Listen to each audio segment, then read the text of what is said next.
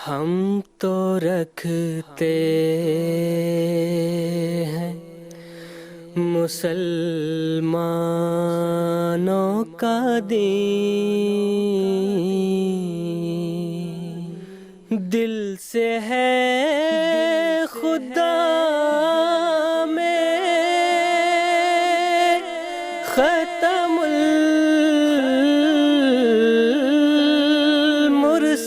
المرسلین، دل سے ہے خدا میں ختم المرسلین،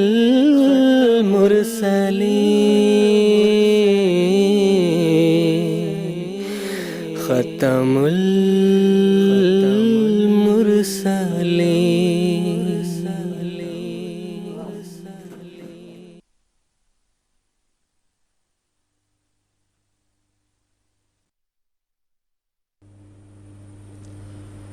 اعوذ باللہ من الشیطان الرجیم، بسم اللہ الرحمن الرحیم۔ ناظرین کرام، السلام علیکم ورحمۃ اللہ وبرکاتہ۔ آج 1 نومبر 2014 ہفتے کا دن ہے۔ انڈیا میں اس وقت رات کے 9:30 بجے ہیں اور GMT کے مطابق اس وقت سحر کے 4 بجے ہیں۔ اور ناظرین، یہ وقت ہے پروگرام راہ ہدیٰ کا۔ قادیان دارالامان سے پروگرام راہ ہدیٰ کے ایک نئے ایپیسوڈ کے ساتھ ایک مرتبہ پھر ہم حاضر خدمت ہیں۔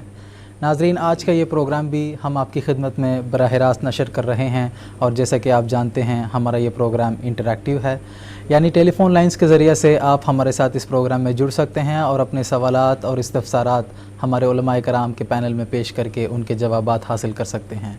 اسی طرح ٹیکسٹ میسیجز، فیکس میسیجز اور ای میلز کی بھی سہولت موجود ہے، جن کے ذریعے سے آپ ہمارے ساتھ اس پروگرام میں انٹریکٹ کر سکتے ہیں۔ تو ناظرین، اگر آپ ہمارے ساتھ اس پروگرام میں جڑنا چاہتے ہیں تو ہم سے رابطے کی تفصیل اس وقت آپ کی ٹیلی ویژن اسکرین پر موجود ہے۔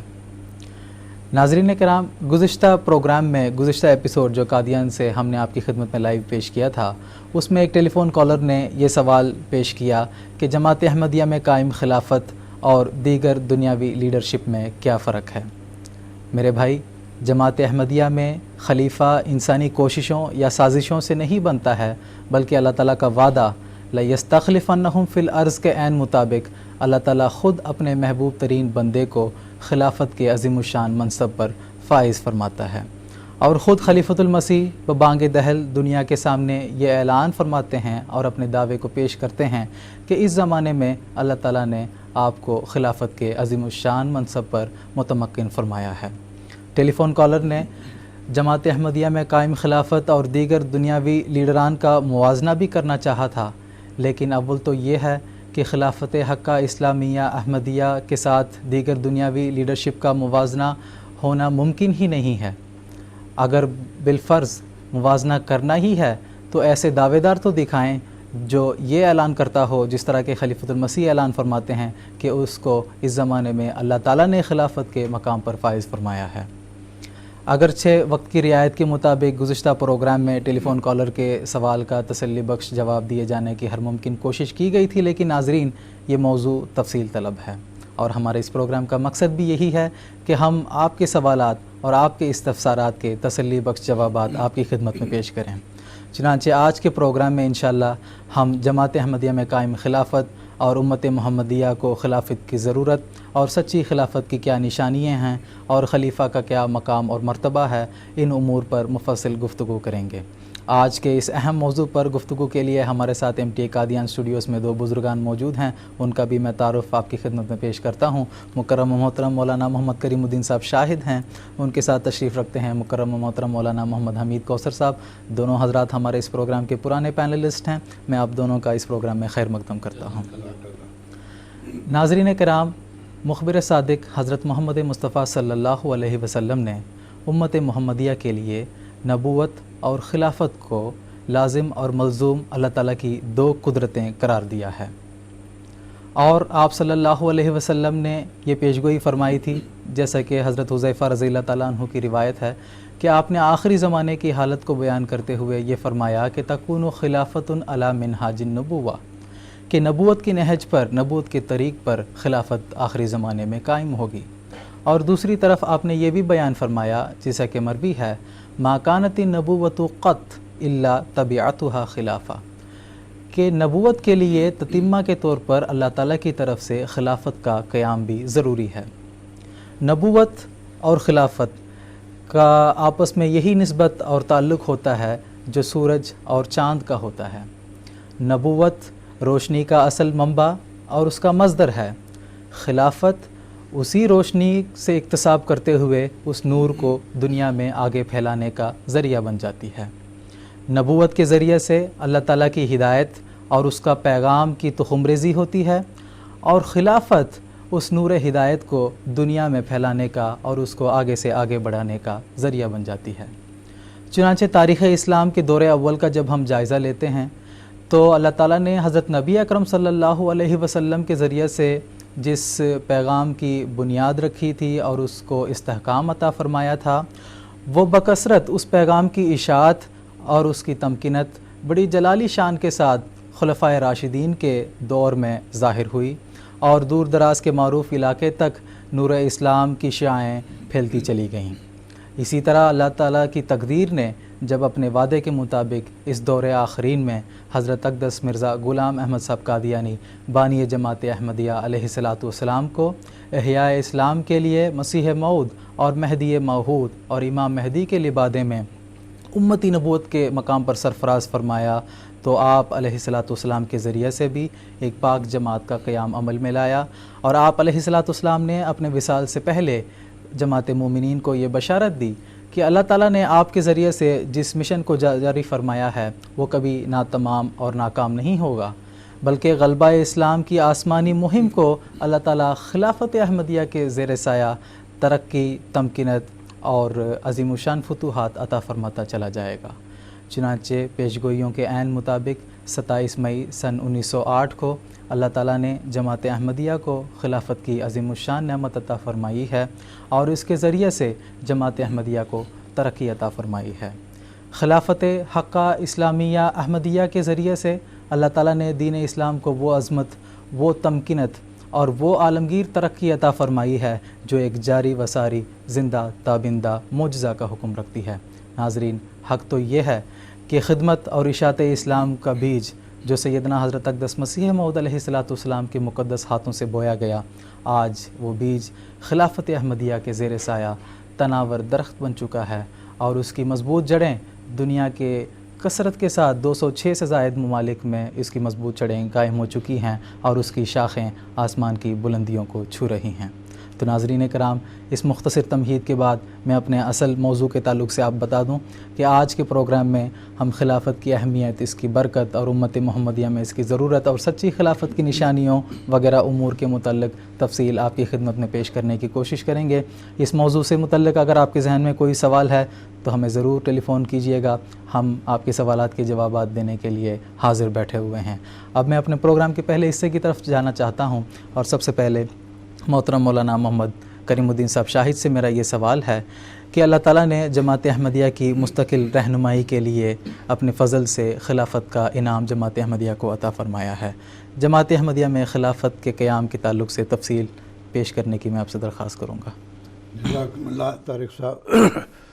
بسم اللہ الرحمن الرحیم۔ ناظرین کرام، سیدنا حضرت اقدس محمد مصطفیٰ صلی اللہ علیہ وسلم نے جہاں اسلام کی ترقی اور اس کی فتوحات کا ذکر فرمایا پیشگوئی کے رنگ میں، اور اس کے ساتھ ہی آپ نے یہ بھی فرمایا تھا کہ امت محمدیہ جب اپنے عروج پر پہنچے گی ترقی کے اعتبار سے، تو آخر کار ایک زمانہ ایسا بھی آنے والا ہے جب مسلمان بگڑ جائیں گے، علماء بھی بگڑ جائیں گے، اور ان کے لیے پھر ایک مسیح موعود اور امام مہدی کی ضرورت ہوگی۔ چنانچہ احادیث میں بہت ساری پیشگوئیاں ہیں، مسیح موعود کے آنے سے متعلق بھی ہیں، امام مہدی کے بارے میں بھی ہیں، اور پھر یہ بھی بتایا گیا کہ ایک حدیث میں حضرت صلی اللہ علیہ وسلم نے فرمایا ہے کہ اے مسلمانوں، تمہارا کیا حال ہوگا جب مسیح ابن مریم تم میں نازل ہوں گے، وہ امام مہدی بھی ہوں گے،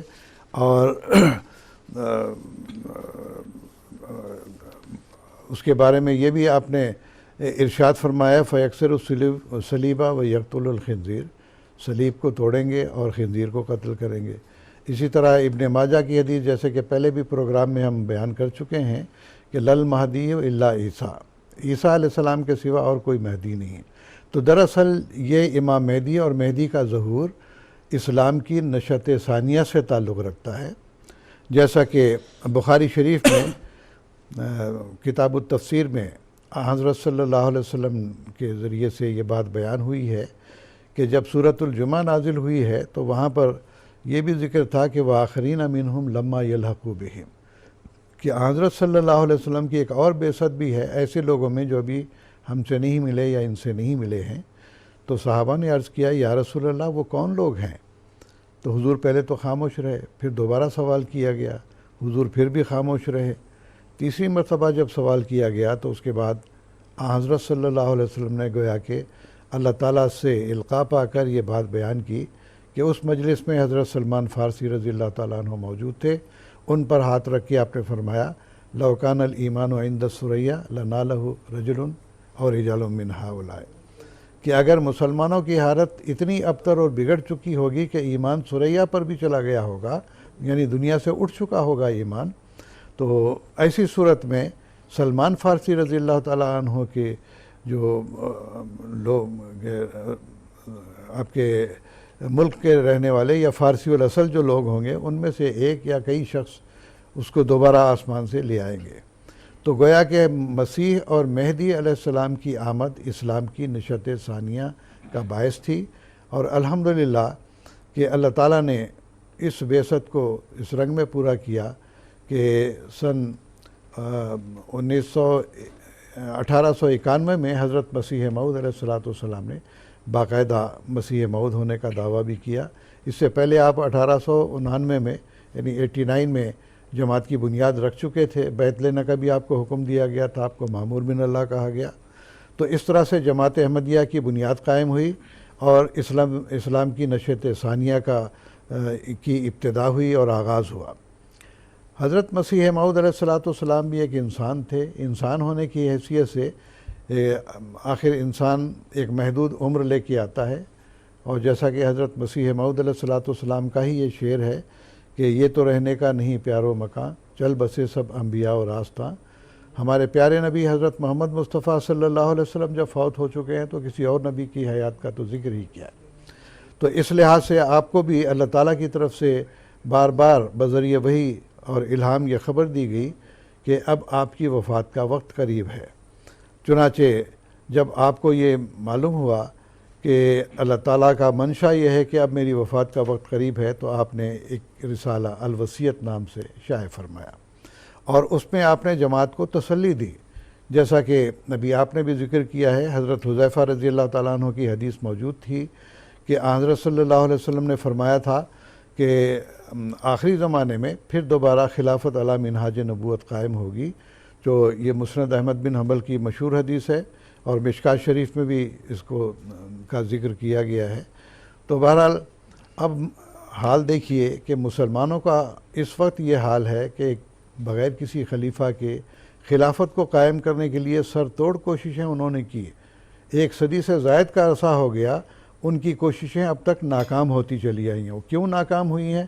اس واسطے کہ اللہ تعالیٰ نے قرآن مجید میں جہاں کہیں بھی خلافت کا ذکر اور جانشینی کا ذکر فرمایا ہے اس کو اپنی طرف منسوب کیا ہے۔ چنانچہ دیکھیے حضرت آدم علیہ السلام کو اللہ تعالیٰ نے فرمایا خلیفہ بنانا ہے، فرمایا انی جاعل فی الارض خلیفہ، میں زمین میں خلیفہ بنانے والا ہوں۔ کسی تنظیم کو یا کسی شخص کو نہیں فرمایا کہ وہ قائم کرے گا، بلکہ آپ نے فرمایا انی جاعل، میں بنانے والا ہوں۔ پھر اسی طرح سے حضرت داؤد علیہ السلام کے بارے میں آتا ہے کہ یا داؤد انا جعلناک خلیفۃ فی الارض، کہ اے داؤد ہم نے تجھ کو زمین میں اپنا جانشین مقرر کیا ہے۔ تو یہاں پر بھی انا جعلناک خلیفۃ اللہ نے اپنی طرف منسوب کیا۔ یا جہاں کہیں بھی خلافت کا ذکر آتا ہے قرآن مجید میں آپ دیکھیں گے کہ وہاں اللہ تعالیٰ نے اس جانشینی کو قائم کرنے کے لیے اپنی طرف اس بات کو منسوب کیا ہے کہ کسی تنظیم کا کام نہیں ہے، کسی جتھے کا کام نہیں ہے، یا کسی حکومت کا کام نہیں ہے، جیسا کہ گزشتہ سالوں میں بعض حکمرانوں نے بھی اس طرح کوشش کی ہے کہ ہم امیر المومنین بن جائیں، لیکن اللہ تعالیٰ نے ان کا انجام اچھا نہیں کیا، بلکہ دنیا سے ہی مٹا دیا ایسے لوگوں کو یا اسی طرح سے مہدی سوڈانی ظاہر ہوئے تھے، ان کو بھی اللہ تعالیٰ نے آگے بڑھنے نہیں دیا، اس واسطے کہ یہ کام اللہ کا تھا، کسی انسان کا کام نہیں تھا۔ تو اس لحاظ سے اللہ تعالیٰ نے پھر جماعت احمدیہ میں خلافت کے قیام کے لیے جیسا کہ حضرت صلی اللہ علیہ وسلم کی پیش گوئی تھی، اس کے مطابق حضرت مسیح موعود علیہ السلام کو جب آپ کے قرب وفات کی خبر دی تو آپ نے رسالہ الوصیت شائع کرتے ہوئے اس میں اس بات کا خاص طور پر ذکر کیا کہ اللہ تعالیٰ کی یہ سنت ہے کہ وہ دو قدرتیں ظاہر کرتا ہے۔ ایک قدرت تو وہ ہے جو انبیاء کے ذریعے سے ظاہر ہوتی ہے، اور دوسری قدرت وہ ہے جو ان کے جانشینوں کے ذریعے سے ظاہر ہوا کرتی ہے، اور آپ نے باقاعدہ مثالیں دے کر سمجھایا کہ جیسا کہ حضرت ابو بکر صدیق رضی اللہ تعالیٰ عنہ کے ذریعے سے اللہ تعالیٰ نے اپنی دوسری قدرت دکھلائی۔ تو میں مناسب سمجھتا ہوں کہ حضور کا وہ حوالہ میں پڑھ کے سنا دوں تاکہ ازدیاد ایمان کا باعث بنے۔ چنانچہ حضور فرماتے ہیں کہ غرض خدا دو قسم کی قدرت ظاہر کرتا ہے، اول خود نبیوں کے ہاتھ سے اپنی قدرت کا ہاتھ دکھاتا ہے، دوسرے ایسے وقت میں جب نبی کی وفات کے بعد مشکلات کا سامنا پیدا ہو جاتا ہے اور دشمن زور میں آ جاتے ہیں اور خیال کرتے ہیں کہ اب کام بگڑ گیا، اور یقین کر لیتے ہیں کہ اب یہ جماعت نابود ہو جائے گی، اور خود جماعت کے لوگ بھی تردد میں پڑ جاتے ہیں اور ان کی کمریں ٹوٹ جاتی ہیں اور کئی بدقسمت مرتد ہونے کی راہیں اختیار کر لیتے ہیں، تب خدا تعالیٰ دوسری مرتبہ اپنی زبردست قدرت ظاہر کرتا ہے اور گرتی ہوئی جماعت کو سنبھال لیتا ہے۔ پس وہ جو اخیر تک صبر کرتا ہے خدا تعالیٰ کے اس معجزے کو دیکھتا ہے۔ تو اس میں وہ اغراض بھی ساتھ ساتھ بیان کر دیں آپ نے کہ اس دوسری قدرت کے نتیجے میں کیا ہوگا، گرتی ہوئی جماعت کو اللہ تعالیٰ سنبھال لیتا ہے، ان کے اندر پھر تمکین دین پیدا کرتا ہے۔ تو آگے فرماتے ہیں جیسا کہ حضرت ابو بکر صدیق کے وقت میں ہوا، جبکہ حضرت صلی اللہ علیہ وسلم کی موت ایک بے وقت موت سمجھی گئی اور بہت سے بادیہ نشین نادان مرتد ہو گئے اور صحابہ بھی مارے غم کے دیوانے کی طرح ہو گئے، تب خدا تعالیٰ نے حضرت ابو بکر صدیق کو کھڑا کر کے دوبارہ اپنی قدرت کا نمونہ دکھایا اور اسلام کو نابود ہوتے ہوئے تھام لیا اور اس وعدے کو پورا کیا جو فرمایا تھا وَلَيُمَكِّنَنَّ لَهُمْ دِينَهُمُ الَّذِي ارْتَضَىٰ لَهُمْ وَلَيُبَدِّلَنَّهُمْ مِن بَعْدِ خَوْفِهِمْ أَمْنًا، النور آیت 56۔ یعنی خوف کے بعد پھر ہم ان کے پیر جما دیں گے۔ ایسا ہی حضرت موسیٰ علیہ السلام کے وقت میں ہوا، جبکہ حضرت موسیٰ مصر اور کنعان کی راہ میں پہلے اس سے جو بنی اسرائیل کو وعدے کے موافق منزل مقصود تک پہنچا دیں فوت ہو گئے، اور بنی اسرائیل میں ان کے مرنے سے ایک بڑا ماتم برپا ہوا۔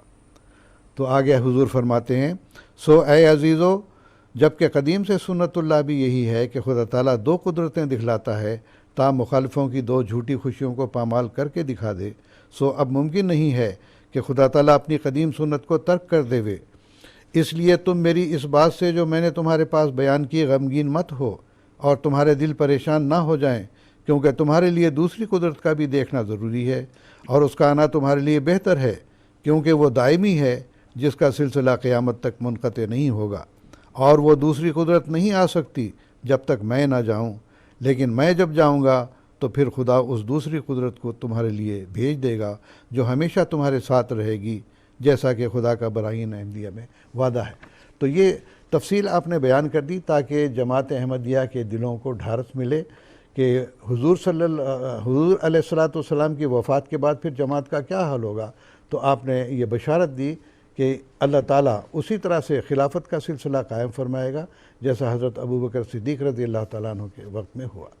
چنانچہ اس کا پھر پس منظر ایسا شروع ہوا کہ سن 1908 میں مئی کا مہینہ تھا، اپریل میں تو حضور نے پہلے ارادہ کیا تھا کہ لاہور جانا ہے، حضرت ام المومنین کی طبیعت ناساز تھی، وہاں کچھ ڈاکٹر سے مشورہ کرنے کا بھی ارادہ تھا، تو اس نظریے سے آپ وہاں چلے گئے، لیکن وہاں جا کے پھر اللہ تعالیٰ نے مزید آپ کو بتایا کہ الرحیل ثم الرحیل، کہ اب کوچ کا وقت آن چلا ہے، اور وہاں پر بھی آپ کے مصروفیت کم نہیں ہوئی۔ اب یہ دیکھیے کہ آدمی کو معلوم ہو جائے کہ میں مرنے والا ہوں تو عام آدمی کے دل میں تو عجیب طرح کی ایک خوف کی حالت پیدا ہو جاتی ہے، لیکن انبیاء کا یہ طریق نہیں ہوتا۔ آپ بالکل اسی طرح مطمئن تھے کہ کوئی بات نہیں، اللہ تعالیٰ کے پاس تو بہرحال جانا ہے، لیکن وہاں لاہور میں بھی جا کے سلسلہ ہدایت جو ہے جاری رہا، لیکچر بھی آپ نے دیے ہیں۔ آخری میں 2 دن پہلے آپ نے اپنی وفات سے 25 مئی کو رسالہ پیغام صلح بھی تحریر فرمایا۔ تو بہرحال 1908 کی 26 مئی کو پھر آپ کی وہاں پر وفات ہو گئی۔ اس واسطے اس کا بھی ایک پس منظر تھوڑا سا یہاں بیان کرنا ضروری ہے، اس واسطے کہ بعض لوگ مخالفین اس پہ اعتراض بھی کرتے ہیں۔ حضرت مسیح موعود علیہ السلام کو اسہال کی پرانی تکلیف تھی، دماغی کام کرنے کے نتیجے میں، اعصابی کمزوری وغیرہ ہونے کے نتیجے میں آپ کو اسہال اکثر آ جایا کرتے تھے۔ تو وہاں پر بھی ایسا ہی ہوا کہ اسہال شروع ہوئے آپ کو، تو 25 اور 26 مئی کے درمیانی رات کو اسہال شروع ہوئے۔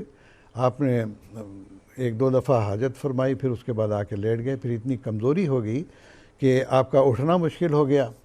تو چنانچہ اسی عالم میں رات کے 2 بجے بھی پھر جو ہے کہتے ہیں کہ اسی طرح اسہال ہوا، لیکن پھر آپ کو اٹھنے کی جو ہے وہ طاقت نہیں تھی، چارپائی پر بھی آپ لیٹے ہوئے تھے، اور وہیں پر لیٹے لیٹے جب فجر کا وقت آیا ہے تو اس وقت آپ نے ذرا سا ہوش آیا، بے ہوشی کی سی حالت تھی۔ آپ نے فرمایا کہ نماز کا وقت ہو گیا ہے۔ لوگوں نے عرض کیا کہ حضور ہاں ہو گیا۔ آپ نے نیت باندھی، بستر پر تیمم کرنے کے لیے ہاتھ مارے اور پھر اس کے بعد نیت باندھی، پھر آپ پر بے ہوشی طاری ہو گئی، اور دوبارہ جب آپ کو ہوش آیا پھر آپ نے پوچھا کہ کیا نماز کا وقت ہو گیا ہے؟ لوگوں نے عرض کیا کہ ہاں حضور، تو لہٰذا پھر آپ نے نیت باندھی تو پھر بے ہوشی طاری ہو گئی۔ تو یہ چارپائی پر لیٹے ہوئے آپ نے نماز کے لیے نیتیں باندھی ہیں۔ پھر بالکل یہی عالم تھا جیسا کہ حضرت صلی اللہ علیہ وسلم جب آخری بیماری آپ کی تھی اس وقت بھی آپ پر بے ہوشی جب طاری ہوتی تھی، پوچھتے تھے کہ نماز کا ٹائم ہو گیا ہے تو کہا جاتا تھا کہ ہاں ہو گیا ہے، تو آپ پر بھی غشی طاری ہوتی تھی۔ تو اس رنگ میں گویا کہ آپ کی وفات وہاں ہوئی۔ یہ تفصیل بیان کرنے کا میرا مقصد یہ ہے کہ بعض لوگوں نے بعد میں پھر یہ افواہ پھیلا دی کہ نعوذ باللہ من ذالک حضرت مرزا غلام احمد صاحب پخانے میں جا کر فوت ہو گئے، نعوذ باللہ۔ حالانکہ یہ بات غلط ہے، اسہال کی تکلیف ضرور تھی، بار بار حاجت کے لیے آپ گئے ضرور ہیں، لیکن بعد میں آ کے چارپائی پر آپ باقاعدہ لیٹے ہیں، اور فجر کے وقت آپ نے بار بار پوچھ کے نیت باندھی، اور اسی عالم میں پھر 10:15 بجے 26 مئی کو حضرت مرزا غلام احمد صاحب کی وفات ہو گئی۔ تو یہ تفصیل اس واقعے کی بیان کرنے کا مقصد ہے کہ لوگ یہ جو اعتراض کرتے ہیں کہ نعوذ باللہ آپ کا جو ہے وہ پخانے میں وفات ہوئی ہے، یہ انتہائی غلط بات ہے۔ آپ چارپائی پر لیٹے ہوئے تھے، تمام احباب موجود تھے، اور وہاں پر آپ نے باقاعدہ نیت نماز کی باندھی، اور آپ کے الفاظ یہ تھے خدایا میرے پیارے خدا، یہ الفاظ آپ کی زبان پر تھے۔ تو یہ ان لوگوں کی نادانی یا اعتراض یا کہ جماعت احمدیہ پر ایک اتہام ہے کہ حضور کو اس قسم کے اتہامات بھی لگاتے ہیں۔ تو خیر یہ ایک ضمنی بات تھی۔ تو اس کے ساتھ پھر جب آپ کی وفات ہو گئی ہے تو بعد میں لوگوں نے مشہور کر دیا کہ مرزا صاحب کی وفات جو ہے حیضے سے ہوئی ہے، حالانکہ ڈاکٹری سرٹیفکیٹ وغیرہ موجود تھا۔ باقاعدہ ٹرین کے ذریعے سے آپ کو بٹالہ لایا گیا، بٹالہ سے پھر راتوں رات چل کر جو ہے قادیان آ پہنچے۔ تو اس طرح سے حضرت مسیح موعود علیہ السلام کی وفات کے بعد جیسا کہ آپ نے پیش خبری کی تھی، اور جیسا کہ حضرت رسول اللہ صلی اللہ علیہ وسلم کی پیش گوئی تھی کہ ثم تکون الخلافت علی منہاج النبوت، کہ پھر دوبارہ خلافت علی منہاج نبوت قائم ہوگی، تو قادیان آپ کی نعش پہنچنے کے بعد صدر انجمن احمدیہ کے تمام ممبران، اور اسی طرح سے حضرت مسیح موعود علیہ السلام کے افراد خاندان، اور اسی طرح سے حاضر الوقت جتنے بھی ہمارے احمدی وہاں موجود تھے، تعداد بیان کی جاتی ہے 1200 کے لگ بھگ تعداد تھی۔ تو ان سب نے متفقہ طور پر حضرت مولانا نور الدین خلیفۃ المسیح اول رضی اللہ تعالیٰ عنہ کو اپنا خلیفہ تجویز کیا کہ اب حضرت مسیح موعود علیہ السلام کے جانشین کے طور پر اسی طرح سے آپ کو ہم خلیفہ مقرر کرتے ہیں جس طرح کہ حضرت صلی اللہ علیہ وسلم کے بعد حضرت ابو بکر صدیق رضی اللہ تعالیٰ عنہ کو اللہ تعالیٰ نے خلیفہ بنایا تھا۔ تو یہ وقت اتنا نہیں ہے کہ ہم پوری تفصیل سے اس بات کو بیان کریں۔ تو بہرحال اللہ تعالیٰ نے اپنے وعدے کے مطابق خلافت علی منہاج نبوت کو جماعت احمدیہ میں قائم کر دیا، اور جیسا کہ میں بتا چکا ہوں کہ کسی انسان نے یہ خلافت قائم نہیں کی ہے، کسی تنظیم نے یہ خلافت قائم نہیں کی ہے، اور کسی انسان کا کام بھی نہیں ہے، بلکہ اللہ تعالیٰ کا یہ کام ہے۔ اللہ تعالیٰ ہی خلیفہ بنایا کرتا ہے۔ یہاں پر آپ نے ابھی تمہید میں اس بات کا ذکر کیا تھا کہ پیچھے ہمارے ایک دوست نے سوال کیا تھا کہ یہاں پر بہت ساری جماعتوں کے جو ہیں وہ خلیفہ ہیں، وہ خلیفہ نہیں، اپنے جماعت کے لیڈر ہیں، یا زیادہ سے زیادہ یہ کہیں کہ وہ علماء ہیں۔ اب میں ان کو جن دوست نے غالباً عاصم صاحب ان کا نام تھا، ان کو میں یہ بتانا چاہتا ہوں کہ بھائی میرے، علامہ اقبال نے ایسے اماموں کے لیے کیا بتایا ہے، قوم کیا چیز ہے، قوموں کی امامت کیا ہے، اس کو کیا سمجھیں یہ بیچارے مسجد کے امام۔ ان لوگوں کو شعور ہی نہیں ہے کہ قوم کو کہاں لے جانا ہے، کیسے لے جانا ہے۔ تو اب 1400 سال کے بعد اللہ تعالیٰ نے باوجود اس کے کہ مسلمان ہر طرف سے خلافت کے خواہاں ہیں اور خلافت کو قائم کرنے کے لیے لگاتار کوششیں کر رہے ہیں، لیکن چونکہ یہ کام اللہ کا تھا، اس نے امام مہدی کو بھیجا، ان کے ذریعے سے یہ خلافت قائم کی، اور اللہ تعالیٰ کا فضل ہے کہ یہ خلافت احمدیہ قائم ہونے کے نتیجے میں جماعت احمدیہ کو ایک مضبوطی حاصل ہوئی، اور جیسا کہ اللہ کا وعدہ تھا، تمکین دین ایک تو عطا کی، عقائد میں جو بگاڑ پیدا ہو گئے تھے وہ رفتہ رفتہ ختم ہو رہے ہیں، اور اسی طرح سے وَلَيُبَدِّلَنَّهُم مِّن بَعْدِ خَوْفِهِمْ امنا، جو امن کی کیفیت ہے وہ اللہ تعالیٰ نے اس خلافت کے ذریعے سے قائم فرمائی۔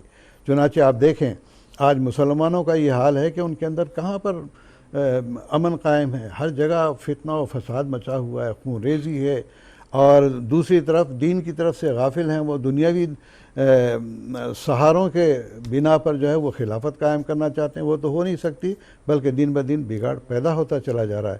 اور دوسری طرف خلافت احمدیہ کے قائم ہونے کے نتیجے میں الحمدللہ کہ جیسا کہ آپ نے بھی ذکر کیا ہے، 206 ممالک میں مضبوط مشن ہمارے قائم ہیں، اور لاکھوں افراد ایسے ہیں جو امن اور سلامتی کے ساتھ خلافت کے ساتھ وابستہ ہیں اور خلافت کی برکات سے وافر حصہ پا رہے ہیں۔ انشاءاللہ اس بات کو ہم آگے بھی انشاءاللہ بیان کرتے رہیں گے۔ اللہ تعالیٰ حسن جزا، آپ نے بڑی تفصیل کے ساتھ جواب دے دیا ہے۔ تو ایک طرف جو آج کل خلافت کو قائم کرنے کی کوشش کرتے ہیں وہ تو نبوت کے منکر ہیں، انہوں نے یہودیوں کی مثیل بن کر لن یبعث اللہ من بعدہ رسولا کہہ کر یہ کہہ دیا کہ نبی کریم صلی اللہ علیہ وسلم کے بعد اب کوئی نبی نہیں ہو سکتا ہے۔ جب نبی نہیں ہو سکتا ہے پھر خلافت کے انعام کو بھی یہ نہیں حاصل کر سکتے ہیں، جس طرح کہ حضرت نبی اکرم صلی اللہ علیہ وسلم کی حدیث جو آپ نے پیش کی تھی کہ تکون خلافت علی منہاج نبوت، سے یہ بات واضح ہے۔ نہ صرف نبوت کے آج کے یہ نام نہاد مسلمان منکر ہوئے ہیں، بلکہ وحی و الہام اور مکالمہ و مخاطبہ اور اللہ تعالیٰ کی صفت کلیم سے بھی یہ انکار کر بیٹھے ہیں۔ جب اللہ تعالیٰ کا ان کے ساتھ کوئی رابطہ نہیں ہے، مکالمہ و مخاطبہ الہیہ سے بھی یہ منکر کر گئے ہیں، تو اللہ تعالیٰ پھر کس طرح ان کی رہنمائی کر سکتا ہے اور ان کو خلافت کا انعام عطا کر سکتا ہے؟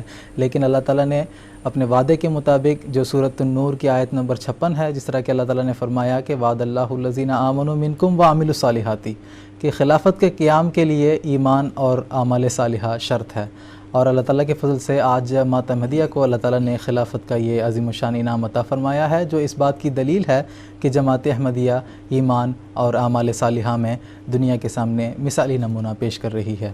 کچھ ٹیلی فون کالرز ہیں اس وقت ہمارے ساتھ۔ ہمارے دوسرے سوال سے پہلے میں ٹیلی فون کالر سے بھی بات کرنا چاہوں گا۔ سب سے پہلے میں ان سب کا نام پڑھ دیتا ہوں۔ مکرم مظفر احمد صاحب بلال ہیں، مکرم سید آصف صاحب، مکرم طاہر کھوکر صاحب اور مکرم منصور احمد صاحب نوجوان۔ ان سب سے انشاءاللہ ہم اعلیٰ ترتیب بات کریں گے۔ باقی بھی کچھ ٹیلی فون کالرز ہیں، ان سے بھی ہم وقت کی رعایت سے بات کرنے کی کوشش کریں گے۔ سب سے پہلے ہم بات کرتے ہیں مکرم مظفر احمد بلال صاحب، جو کہ پاکستان سے اس وقت ہمارے ساتھ ٹیلی فون لائن پر موجود ہیں۔ السلام علیکم ورحمۃ اللہ مظفر صاحب۔ السلام ورحمۃ اللہ وبرکاتہ۔ وعلیکم السلام ورحمۃ اللہ۔ طاہر صاحب کیا حال ہے آپ کا؟ خیریت سے ہے؟ اللہ کا فضل و احسان جناب۔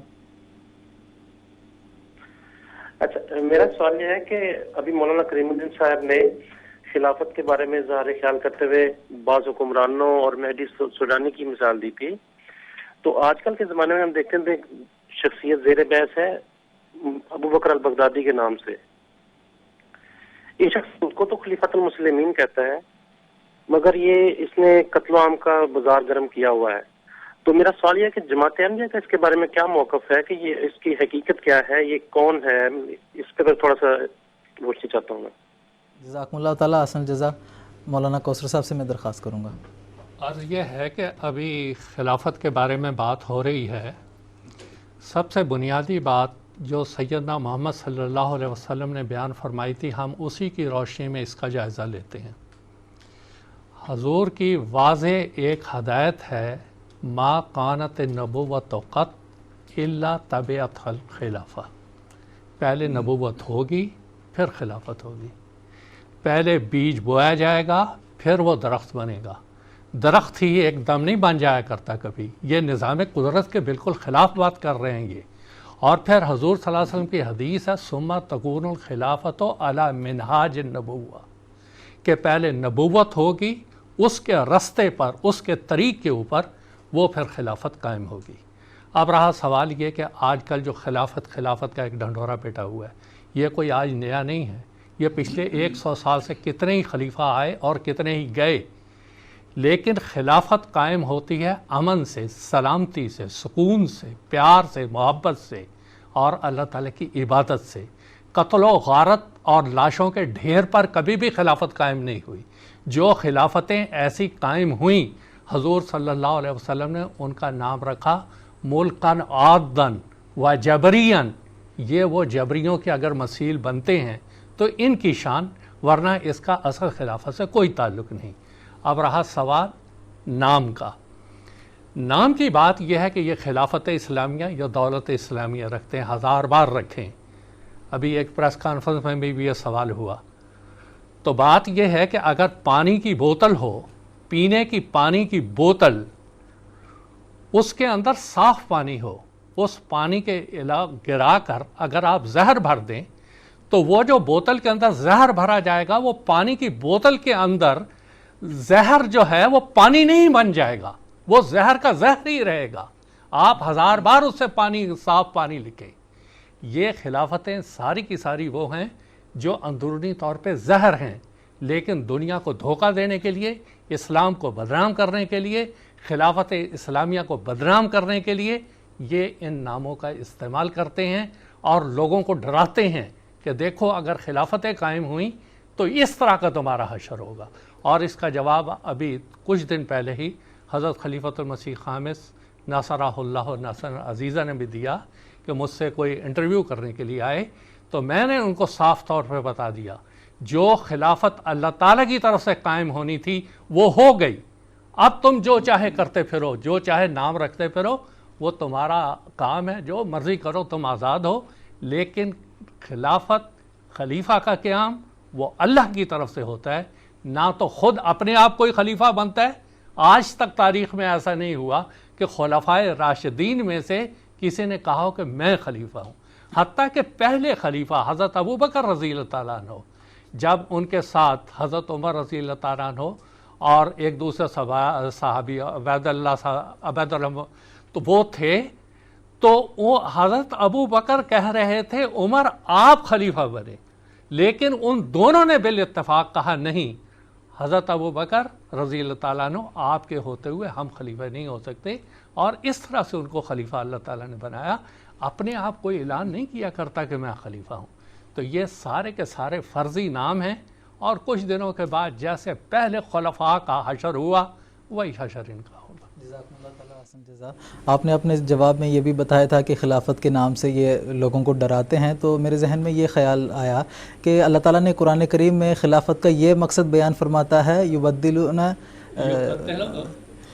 من بعد خوفہم امنا، کہ اللہ تعالیٰ تو خلافت کو اس لیے قائم کرتا ہے کہ خوف کی حالت کو دور کر کے امن قائم کرے، لیکن انہوں نے تو پوری دنیا میں خوف مچایا ہوا ہے اور لوگوں کو ڈرایا ہوا ہے. تو یہ قرآن کریم کی روح سے بھی ان کی خلافت وہ خلافت نہیں ہے جس کا قرآن کریم ذکر کرتا ہے. اس میں ہم یہ بھی بتا دیں جی کہ جن خلافتوں کا یہ ذکر کرتے ہیں یہ خود ساختہ ہیں، لیکن ہم جس خلافت کا ذکر کر رہے ہیں وہ اللہ تعالیٰ بنایا کرتا ہے. اور جیسا کہ میں نے مثال بھی دی تھی اور قرآن مجید کی آیتیں پیش کی تھیں کہ جہاں اللہ تعالیٰ نے خلافت کا ذکر فرمایا اس کو اپنی طرف منسوب کیا ہے، کسی انسان کی طرف نہیں. تو ایک تو بات یہ جیسا کہ کوثر صاحب نے بھی بیان کیا کہ نبوت کے بعد خلافت علی منہاج نبوت کی پیش گوئی ہے، نہ یہ کہ خود ساختہ خلافت. اللہ تعالیٰ حسن جزا. اگلے کالر ہیں مکرم سید آصف صاحب ہیں جو کہ ممبئی انڈیا سے ہمارے ساتھ ٹیلی فون لائن پر موجود ہیں. السلام علیکم ورحمۃ اللہ آصف صاحب. وعلیکم السلام ورحمۃ اللہ وبرکاتہ. جی جناب. بھائی میں غیر احمدی ہوں. میرا سوال یہ تھا کہ مرزا صاحب کی آپ کی جماعت میں اہمیت کیا ہے اور کیا مقام ہے ان کا، اور اس سے پہلے مرزا صاحب کی اسلام میں ضرورت کیوں نہیں پڑی؟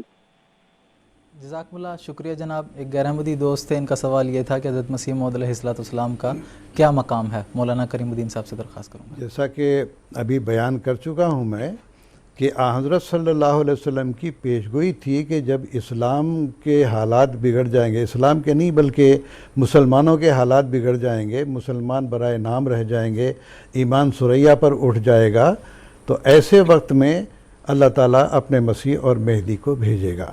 تو اسی کا دعویٰ حضرت مرزا غلام احمد صاحب قادیانی کو ہے، بلکہ آپ کو غالباً محمد حسین بٹالوی نے بھی یہ کہا تھا کہ کیا آپ وہی مسیح موعود ہیں جس کی بشارت حضرت صلی اللہ علیہ وسلم نے دی تھی؟ تو آپ نے فرمایا کہ ہاں میں وہی مسیح موعود ہوں۔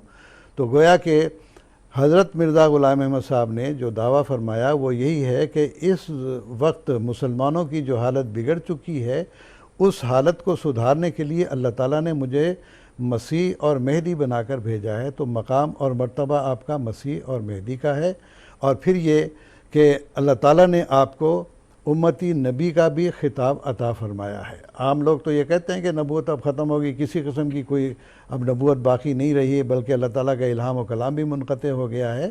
تو اس بات کی بھی اللہ تعالیٰ نے تردید کر دی۔ وہی اور الہام تو بہت سارے بزرگان دین کو بھی ہوتے رہے ہیں۔ علاوہ ازیں اس زمانے میں جس موعود نے آنا تھا اللہ تعالیٰ نے اس کا نام مسلم شریف کی حدیث میں 4 مرتبہ حضرت صلی اللہ علیہ وسلم نے اس کو نبی اللہ قرار دیا ہے۔ بڑی لمبی حدیث ہے دجال کے ذکر کے بارے میں مسلم کتاب کی۔ تو بہرحال حضرت صلی اللہ علیہ وسلم کی بشارت کے مطابق اور اللہ تعالیٰ کے الہام و کلام کی روشنی میں حضرت مرزا غلام احمد صاحب کا مقام اور مرتبہ مسیح اور مہدی کا ہے، جو امت محمدیہ کی اصلاح کے لیے تشریف لائے ہیں، اور انہوں نے ایک پاک جماعت کا قیام فرمایا جس کے نتیجے میں اسلام آہستہ آہستہ اپنی اسی پہلی شان سے ابھرتا چلا جا رہا ہے جو حضرت صلی اللہ علیہ وسلم نے قائم فرمائی تھی۔ تو اس لحاظ سے امتی نبی ہیں کہ حضرت صلی اللہ علیہ وسلم کے آپ غلام ہیں، اور جیسا کہ پہلے بیان ہوتا رہا ہے سورۃ نساء کی 70ویں جو آیت ہے اس میں اللہ تعالیٰ نے امت محمدیہ سے 4 وعدے فرمائے ہیں کہ جو اللہ اور اس رسول کی اطاعت کرے گا وہ نبیوں میں سے ہوں گے، صدیقوں میں سے ہوں گے، شہیدوں میں سے ہوں گے، صالحین میں سے ہوں گے۔ تو یہ 4 مرتبوں میں سے پہلا مرتبہ جو نبوت کا ہے وہ نبوت دراصل حضرت صلی اللہ علیہ وسلم کی غلامی میں ملنی تھی۔ تو اس لحاظ سے آپ امتی نبی ہیں، مسیح موعود ہیں اور مہدی موعود ہیں، حضرت صلی اللہ علیہ وسلم کی بشارات کے مطابق آئے ہیں، اور اسلام کی نشت ثانیہ آپ کے ذریعے سے ظاہر ہوئی ہے۔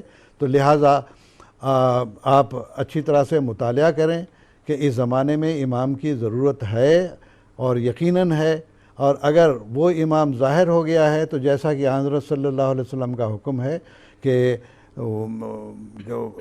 فبایعوہ ولو حبوا علی السرج فاذا رأیتموہ، جب اس امام مہدی کو تم دیکھ لو، اس کو پہچان لو تو اس کی بیعت کرو، ولو حبوا علی السرج، گھٹنوں کے بل برف کے اوپر سے بھی جانا پڑے تب بھی جاؤ اور اس کی بیعت کرو۔ کیوں؟ فإنہ خلیفۃ اللہ المہدی، کہ وہ اللہ تعالیٰ کا خلیفہ اور اس کا مہدی ہے۔ تو یہ درجہ کم نہیں ہے، اللہ تعالیٰ نے آپ کو عطا کیا ہے حضرت صلی اللہ علیہ وسلم کی غلامی اور مطابعت کے نتیجے میں۔ جزاکم اللہ تعالیٰ احسن الجزا۔ آصف صاحب، میں آپ سے یہی درخواست کروں گا کہ آپ جماعتی لٹریچر کا بھی مطالعہ کریں۔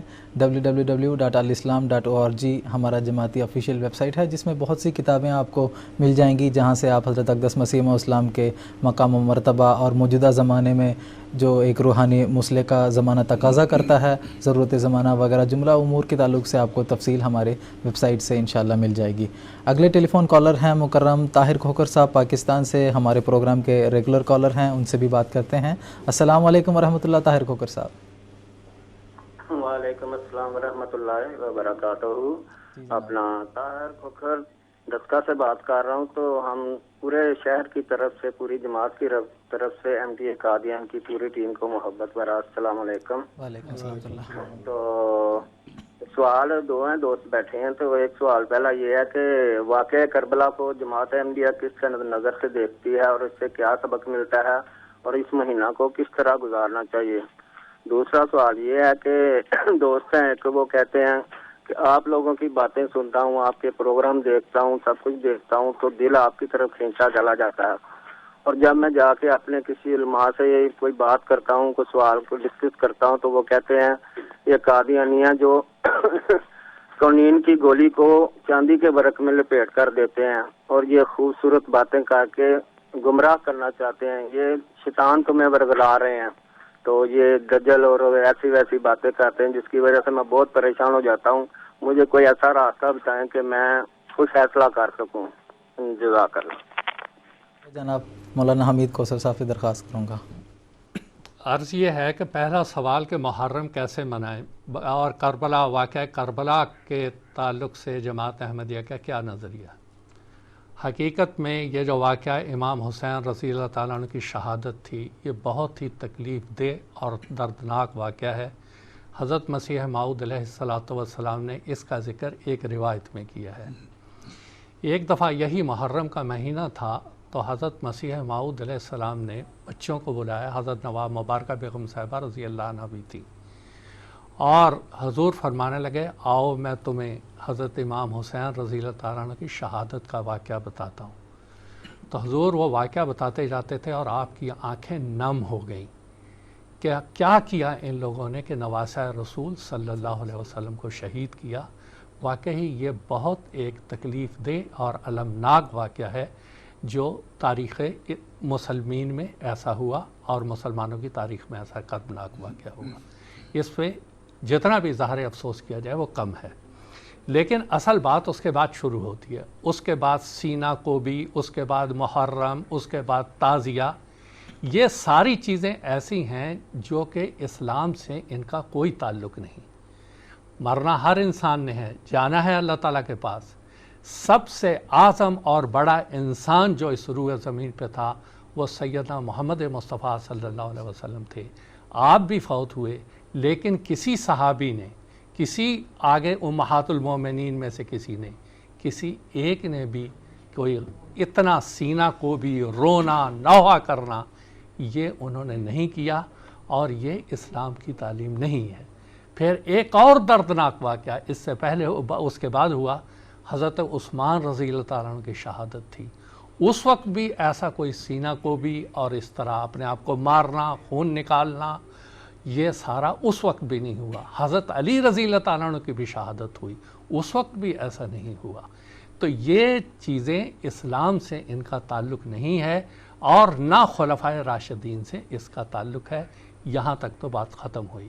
اب یہ جو بات کہتے ہیں کہ جب ہم آپ کی باتیں سنتے ہیں تو متاثر ہوتے ہیں، ان کو میں ایک واقعہ سناتا ہوں. سیدنا محمد مصطفیٰ صلی اللہ علیہ وسلم مکہ میں تھے اور وہاں پہ دوس قبیلے کے ایک سردار طفیل آ گئے مکہ میں. وہ ابو جہل کے پاس گئے. ابو جہل نے یہ سوچا کہ یہ شخص باہر سے آیا ہے اور یہ کہیں محمد صلی اللہ علیہ وسلم کی باتوں میں نہ آ جائے.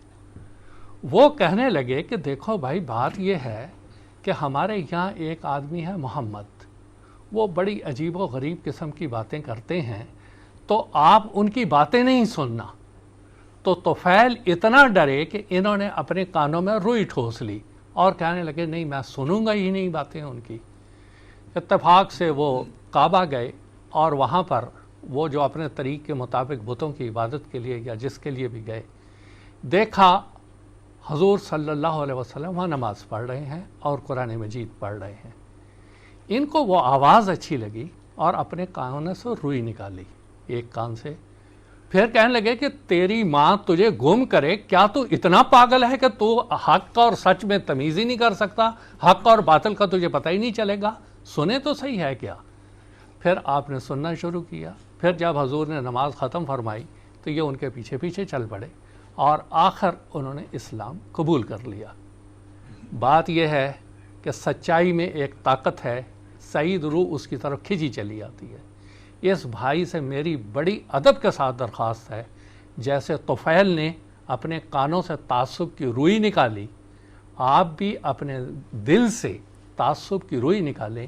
اگر آپ ابو جہل کے پاس جائیں گے اور ابو جہل کی بات سنیں گے تو وہی حشر ہوگا جو طفیل کا ابتدا میں تھا. اگر آپ محمد صلی اللہ علیہ وسلم کے پاس آئیں گے اور ان کی بات سنیں گے اور اپنے دماغ سے فیصلہ کریں گے اور اللہ سے استخارہ کریں گے تو یقیناً آپ صراط مستقیم پر چل پڑیں گے. تو یہی اس بھائی سے ہماری درخواست ہے. جزاکم اللہ تعالیٰ احسن جزا. جامع جواب تھا طاہر کھوکر صاحب، آپ کے دوستوں کو بھی بتائیے گا. اب ہمارے اگلا ٹیلی فون کالر ہیں مکرم منصور احمد صاحب، نوجوان. ان کو بتا دیں کہ جادو ہو گیا، جی اس کا کیا علاج ہے. وہ جادو بات یہ ہے کہ رسول کریم صلی اللہ علیہ وسلم کو تو کہتے ہی لوگ ساحر تھے کہ جو سچ بات ہے وہ تو اثر کر جاتی ہے. تو وہ تو یہی کہہ رہا تھا, ابو جہل نے طفیل کو تو یہی کہا تھا کہ وہ جادو کرتا ہے, جادو کی باتیں کرتا ہے. وہ ایک بڑھیا کا بھی واقعہ ہے پر اتنا وقت نہیں کہ اس کو تفصیل سے بیان کیا جائے. تو یہی جادو ہے, سچی باتیں, حق کی باتیں, الہی باتیں وہ سعید روحوں پہ اثر کرتی ہیں اور اسی کو لوگ جادو کا نام دیتے ہیں. انہوں نے یہ بھی ذکر کیا تھا کہ اس سے نکلنے کا کیا راستہ ہے, تو ہمارے بھائی کو یہ بتا دیں کہ ایک آسان طریقہ حضرت مسیح موعود علیہ الصلوۃ والسلام نے فرمائی, استخارہ کریں, اللہ تعالیٰ سے مدد چاہیں کہ اللہ ایک شخص نے امام مہدی ہونے کا دعویٰ کیا ہے, مسیح موعود ہونے کا دعویٰ کیا ہے, اور وہ کہتا ہے کہ تو نے اس کو کھڑا کیا ہے, تو اس کی صداقت کے طور پر مجھے نشان دکھا اور میرا دل کھول دے صداقت کے لیے. تو یقیناً آپ نے سنا ہوگا حضرت خلیفۃ المسیح خامس اید اللہ تعالیٰ بنصر العزیز اپنے خطبات میں بارہا کئی ایسے افراد کا ذکر کر چکے ہیں, کرتے رہتے ہیں کہ کس طرح سے اللہ تعالیٰ نے رہنمائی کی ہے اور کس طرح ان کو سچی خوابیں دکھائیں, ان خوابوں کے نتیجے میں انہوں نے پھر احمدیت قبول کی. تو اللہ تعالیٰ کا دربار تو ہر ایک کے لیے کھلا ہوا ہے, وہاں تو کوئی دھوکے کا امکان نہیں ہے, کوئی جادو کا امکان نہیں ہے. آپ سچے دل سے اللہ تعالیٰ سے دعا کریں, یقیناً اللہ آپ کو راستہ دکھا دے گا. جزاکم اللہ. مکرم منصور احمد صاحب نوجوان چنئی انڈیا سے اس وقت ہمارے ساتھ ٹیلی فون لائن پر موجود ہیں, ان سے بات کرتے ہیں. السلام علیکم ورحمۃ اللہ منصور صاحب. السلام علیکم ورحمۃ اللہ منصور صاحب, آپ ٹیلی فون لائن پر موجود ہیں, ان سے دوبارہ رابطہ کرنے کی کوشش کریں گے. اس سے پہلے ہمارے ساتھ اس وقت ٹیلی فون لائن پر ہیں مکرمہ شمیمہ لکمان صاحبہ ہیں, کرناٹک انڈیا سے ہمارے ساتھ ٹیلی فون لائن پر موجود ہیں, ان سے بھی بات کرتے ہیں. السلام علیکم ورحمۃ اللہ. وعلیکم السلام. پیارے حضور کو سلام, MTA کے تمام ممبرات کو میرے طرف سے سلام. میرا سوال یہ ہے کہ دنیا میں بہت مذہب ہے, ان کی کتاب میں, کون سا کتاب میں بھی ان کے دین کے بارے میں نہیں بول کو ہے. اللہ تعالیٰ نے قرآن میں اسلام کو مکمل دین بتایا, آپ کیوں احمدیت کو مکمل دین فرماتے ہیں کر کو ہمارے سے کوشچن کر کو ہیں, اس کا جواب چاہیے. جزاکم اللہ تعالیٰ احسن جزا. مولانا کریم الدین صاحب سے درخواست کروں گا, انہوں نے ایک تو یہ بتایا ہے کہ دوسرے یہ کہتے ہیں کہ اسلام جو ہے نا ایک کامل دین ہے, تو اس کے بعد جماعت احمدیہ کیا نئی تعلیم پیش کرتی ہے؟ بات یہ ہے کہ اللہ تعالیٰ نے تو قرآن مجید میں صاف طور پر فرما دیا ہے, الیوم اکملت لکم دینکم واتممت علیکم نعمتی ورضیت لکم الاسلام دینا. تو دین اسلام کو اللہ تعالیٰ نے اپنا پسندیدہ دین قرار دیا ہے. ویسے دیکھا جائے تو اب تک جتنے انبیاء ہیں سب نے اسلام ہی کی تعلیم دی ہے, وہ جزوی تعلیم تھی لیکن مکمل تعلیم اللہ تعالیٰ نے حضرت صلی اللہ علیہ وسلم پر نازل فرمائی. ایک بات. دوسرے یہ کہ ان الدین عند اللہ الاسلام, اللہ تعالیٰ نے یہ بھی فرمایا کہ اللہ کے نزدیک اگر کوئی حقیقت میں دین کہلانے کا مستحق ہے وہ سوائے اسلام کے اور کوئی نہیں. تو اب ہم یہ کہتے ہیں کہ جماعت احمدیہ کا جو قیام ہوا ہے اسلام سے ہٹ کر کوئی الگ چیز نہیں ہے, بلکہ اسی دین اسلام کو اپنے ان بنیادوں پر استوار کرنے کے لیے یہ جماعت قائم ہوئی ہے جن بنیادوں پر حضرت صلی اللہ علیہ وسلم نے اسلام کو قائم فرمایا. تو گیا جیسا کہ میں نے پہلے بھی اپنے ابتدائی بیان میں ذکر کیا تھا کہ احمدیت دراصل اسلام کی نشأت ثانیہ ہے. دوبارہ اس کا جو ہے وہ ظہور اس رنگ میں کرنا ہے کہ جو اعتراضات اسلام پر ہو رہے ہیں ان کو دور کرنا ہے, جو گرد و غبار اسلامی تعلیمات پر چھایا ہے ان کو دور کرنا ہے, جو رسم و رواج مسلمانوں میں آئے ہیں ان کو دور کرنا ہے.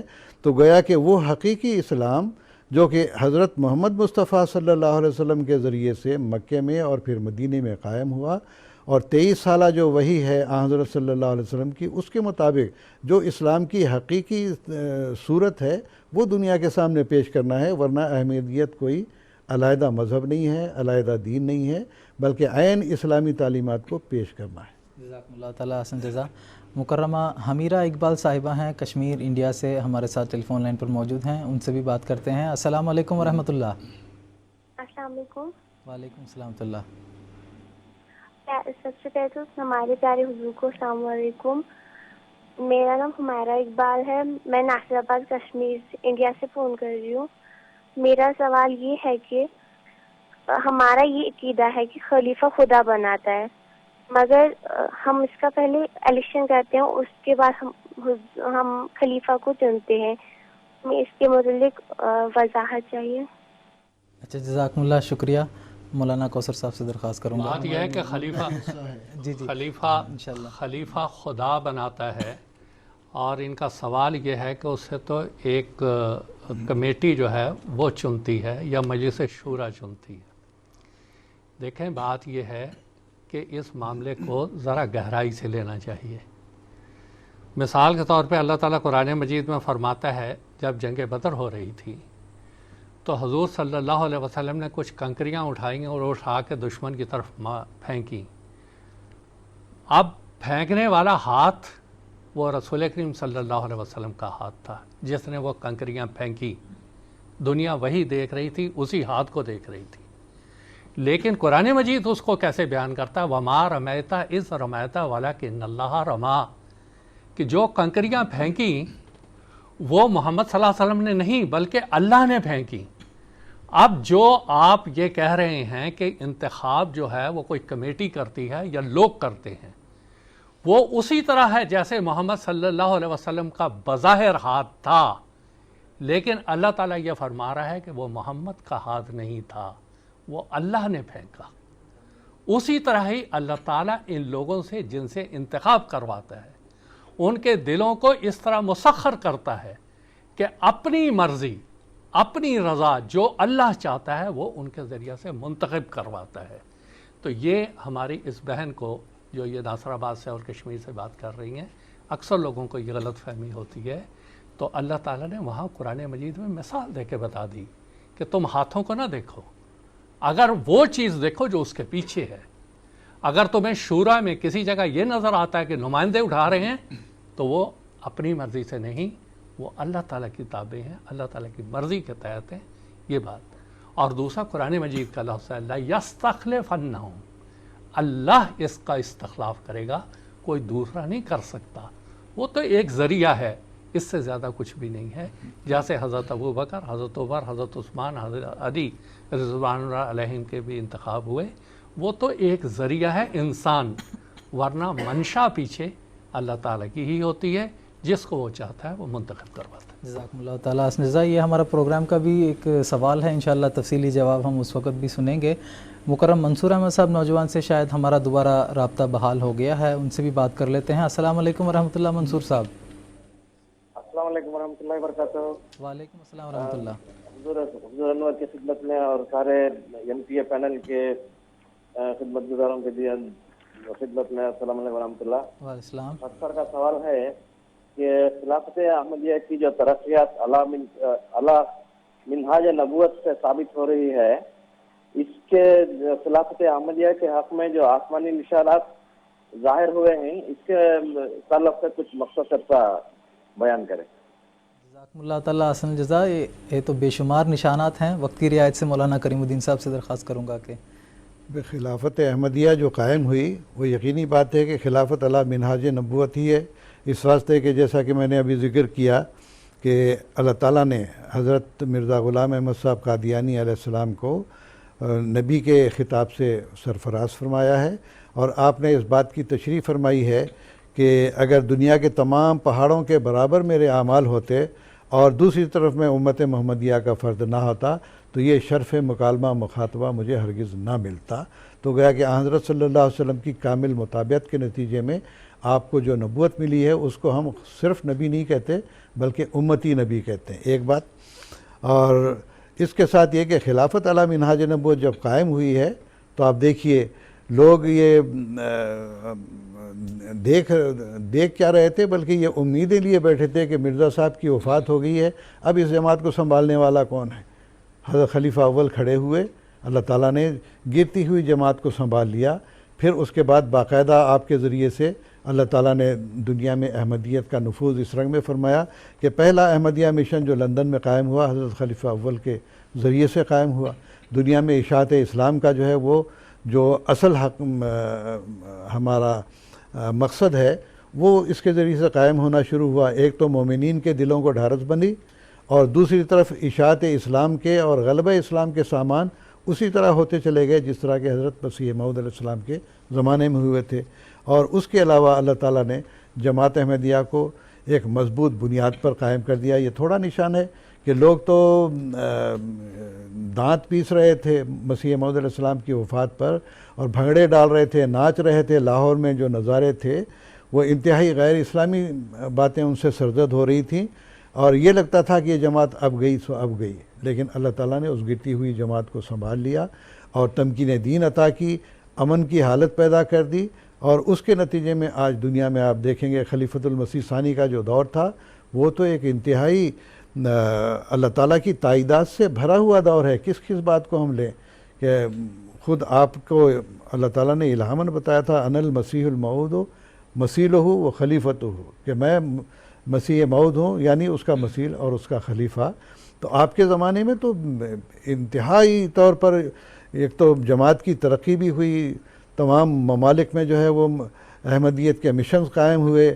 پھر آپ دیکھیے سب سے بڑا نشان آپ دیکھیں کہ احرار جو ہے وہ تل گئے تھے اس بات پر کہ قادیان میں انہوں نے بڑا ایک اجتماع کیا اور انہوں نے یہ چاہا کہ اب ہم منارت المسیح کو ملیا میٹ کر کے اس کی اینٹیں دریائے بیاس میں بہا دیں گے. اس وقت آپ نے فرمایا کہ میں احرار کے قدموں تلوں سے زمین کھسکتی دیکھ رہا ہوں, اور وہ زمین ایسی کھسکی کہ آج تک وہ سنبھل نہیں پائے ہیں, اور احمدیت کہاں سے کہاں چلی گئی ہے. یہ اللہ تعالیٰ کی تائیدات اور نصرت نہیں تو اور کیا ہے. خلیفۃ المسیح ثالث کا زمانہ آپ دیکھ لیں کہ کس طرح سے آپ نے کسر صلیب کانفرنس لندن میں منعقد کی, پھر اسلام کی ترویج کے لیے آپ نے بے شمار کارنامے سر انجام دیے. مختصر وقت میں تو ساری باتیں بیان نہیں ہو سکتی. خلیفۃ المسیح رابع کا دور آپ دیکھ لیں, جیسے ہی لندن آپ نے ہجرت کی ہے اسلام کی ترقی کے تو راستے ایسے کھل گئے کہ جو ہمارے وہم اور گمان میں بھی نہیں تھے. اور یہ MTA جو آج بیٹھے ہوئے آپ سب لوگ دیکھ رہے ہیں, یہ اتنا بڑا نشان ہے خلافت احمدیہ کا کہ آج تک کوئی مسلم ممالک اس طرح کا چینل قائم نہیں کر سکا جو خالصتاً اسلامی ہو, جو کسی اشتہار کے بغیر نہیں چل رہا بلکہ خالصتاً اپنی جماعت کے فنڈ سے یہ قائم ہوا ہے. اور یہ ساری دنیا میں, دنیا کے کونے کونے تک میں تیری تبلیغ کو زمین کے کناروں تک جو پہنچاؤں گا, حضرت مسیح موعود علیہ السلام کا الہام تھا, اس کے ذریعے سے پورا. اور بہت ساری برکتیں ہیں. خلیفۃ المسیح خامس کا جو دور ہے آپ دیکھیں کہ کسی مسلم ممالک کے سربراہ اور کسی بڑے سے بڑے شخص کو بھی اسلام کا پیغام امریکہ کی سینٹ میں, لندن کی پارلیمنٹ میں اور دوسرے ممالک کی پارلیمنٹوں میں پہنچانے کی توفیق نہیں ملی. ہمارے پیارے امام کو حضرت خلیفۃ المسیح الخامس کو پیس کانفرنسز منعقد کرنے کی, اسلام کی دعوت دینے کی توفیق مل رہی ہے. یہ یہاں بڑا عجیب بات ہے کہ جب پارلیمنٹ امریکہ کی سینٹ میں آپ گئے ہیں تو حضور سے پوچھنے والوں نے یہ پوچھا کہ عام طور پر امریکہ کی طرف نظریں لگائے رہتے ہیں تمام ممالک کہ شاید یہ کچھ لینے آئے ہیں ہم سے, بلکہ آپ کو تعجب ہوگا کہ پاکستان کے اخبارات نے بھی یہ اڑائی تھی خبر کہ لو جی ان کے قادیانیوں کے خلیفہ جو ہیں امریکہ سے مدد مانگنے گئے ہیں. تو وہاں سینٹ میں ایک شخص نے پوچھا کہ پہلے آپ یہ بتائیے کہ مقصد کیا ہے, کیا لینے آئے ہیں ہم سے. وہ یہی سمجھتے ہیں کہ ہم بیٹھے ہیں, بھکاری ہمارے پاس آتے ہیں ہم کو دے. حضور نے فرمایا ہم کچھ لینے نہیں, آپ کو کچھ دینے آئے ہیں. کیا دیا آپ نے؟ اسلام کا پیغام دیا اور امن کا پیغام آپ نے دیا. تو یہ کم نشانات ہیں کہ جس بات کی توفیق کسی بڑے سے بڑے مسلم ممالک کو نہیں ہوئی وہ جماعت احمدیہ کو حاصل ہو رہی ہے. یہ تمام برکتیں انشاءاللہ آگے پروگرام میں بھی یہ باتیں آئیں گی. جزاکم اللہ تعالیٰ حسن جزا. اب ہم اپنے پروگرام کو آگے بڑھاتے ہیں. مولانا محمد حمید کوثر صاحب سے میرا سوال ہے کہ مسلمان بے شک جتنا مرضی کمزور ہوں, کمزور حالت ہوں ان کی توجہ خلافت کی طرف ہوتی ہے, کیونکہ ان کے اندر یہ یقین ہوتا ہے کہ خلافت کے ذریعے سے ہی مسلمانوں کی ترقی ہو سکتی ہے. تو میں آپ سے اس ضمن میں تفصیل چاہوں گا کہ امت مسلمہ میں خلافت کی کیوں ضرورت ہے؟ دیکھیں, خلافت کی ضرورت کیوں ہے, اس کی اہمیت, اس کی برکت کیا ہے, وہ میں اختصار سے بیان کرتا ہوں. جب سیدنا محمد مصطفیٰ صلی اللہ علیہ وسلم کی وفات ہوئی 1 ربیع الاول سن 11 ہجری میں 26 مئی 632 میں, وفات کے دن جب حضور صلی اللہ علیہ وسلم کا جسمان مبارک ابھی پڑا ہوا تھا, مسلمانوں کو یہ فکر پیدا ہوئی اور سب سے بڑھ کر جو کبار صحابہ تھے کہ حضور کو دفن کرنے سے پہلے خلیفہ کا ہونا بہت زیادہ ضروری ہے، اور حضرت ابو بکر رضی اللہ تعالیٰ عنہ خلیفہ بنے۔ کیوں؟ کیونکہ وہ جانتے تھے کہ رسول کریم صلی اللہ علیہ وسلم کی ایک حدیث ہے اور آپ کا ارشاد ہے، من مات ولیس فی عنقہ بیعۃ مات میتۃ جاہلیہ، کہ جو مسلمان ایسی حالت میں مرا کہ اس نے کسی کی بیعت نہیں کی ہوئی تھی، وہ جاہلیت کی موت مرا۔ ان میں سے کوئی بھی جاہلیت کی موت مرنا نہیں چاہتا تھا۔ اب ایک سوال پیدا ہوتا ہے کہ وہ تو سارے کے سارے سیدنا محمد مصطفیٰ صلی اللہ علیہ وسلم کے دست مبارک پر بیعت کر کے اسلام میں داخل ہوئے تھے، پھر ان کو بیعت کرنے کی کیا ضرورت تھی؟ لیکن نہیں، وہ جانتے تھے کہ حضور وفات پا چکے ہیں، آپ خلیفہ ہیں، اور خلیفہ کی بیعت کرنا بہت زیادہ ضروری ہے۔ اور انہوں نے جو کچھ کیا وہ قرآن مجید کی اس آیت کے مطابق کیا، وَاعْتَصِمُوا بِحَبْلِ اللَّهِ جَمِيعًا وَلَا تَفَرَّقُوا وَاذْكُرُوا نِعْمَتَ اللَّهِ عَلَيْكُمْ إِذْ كُنْتُمْ أَعْدَاءً فَأَلَّفَ بَيْنَ قُلُوبِكُمْ فَأَصْبَحْتُمْ بِنِعْمَتِهِ إِخْوَانًا، کہ اللہ کی رسی کو تم سب کے سب بلا تفرقہ اکٹھے ہو کر پکڑ لو۔ اب حضرت سید ولی اللہ شاہ صاحب محدث دہلوی وہ فرماتے ہیں کہ رسول کریم صلی اللہ علیہ وسلم نے فرمایا، اقتدوا بالذین من بعد ابی بکر و عمر فإنہما حبل اللہ الممدود، کہ میرے بعد تم ابو بکر اور عمر رضی اللہ عنہ کے رسی کو مضبوطی سے پکڑنا، انہی کی اقتداء کرنا، کیونکہ یہ اللہ کی رسی ہے۔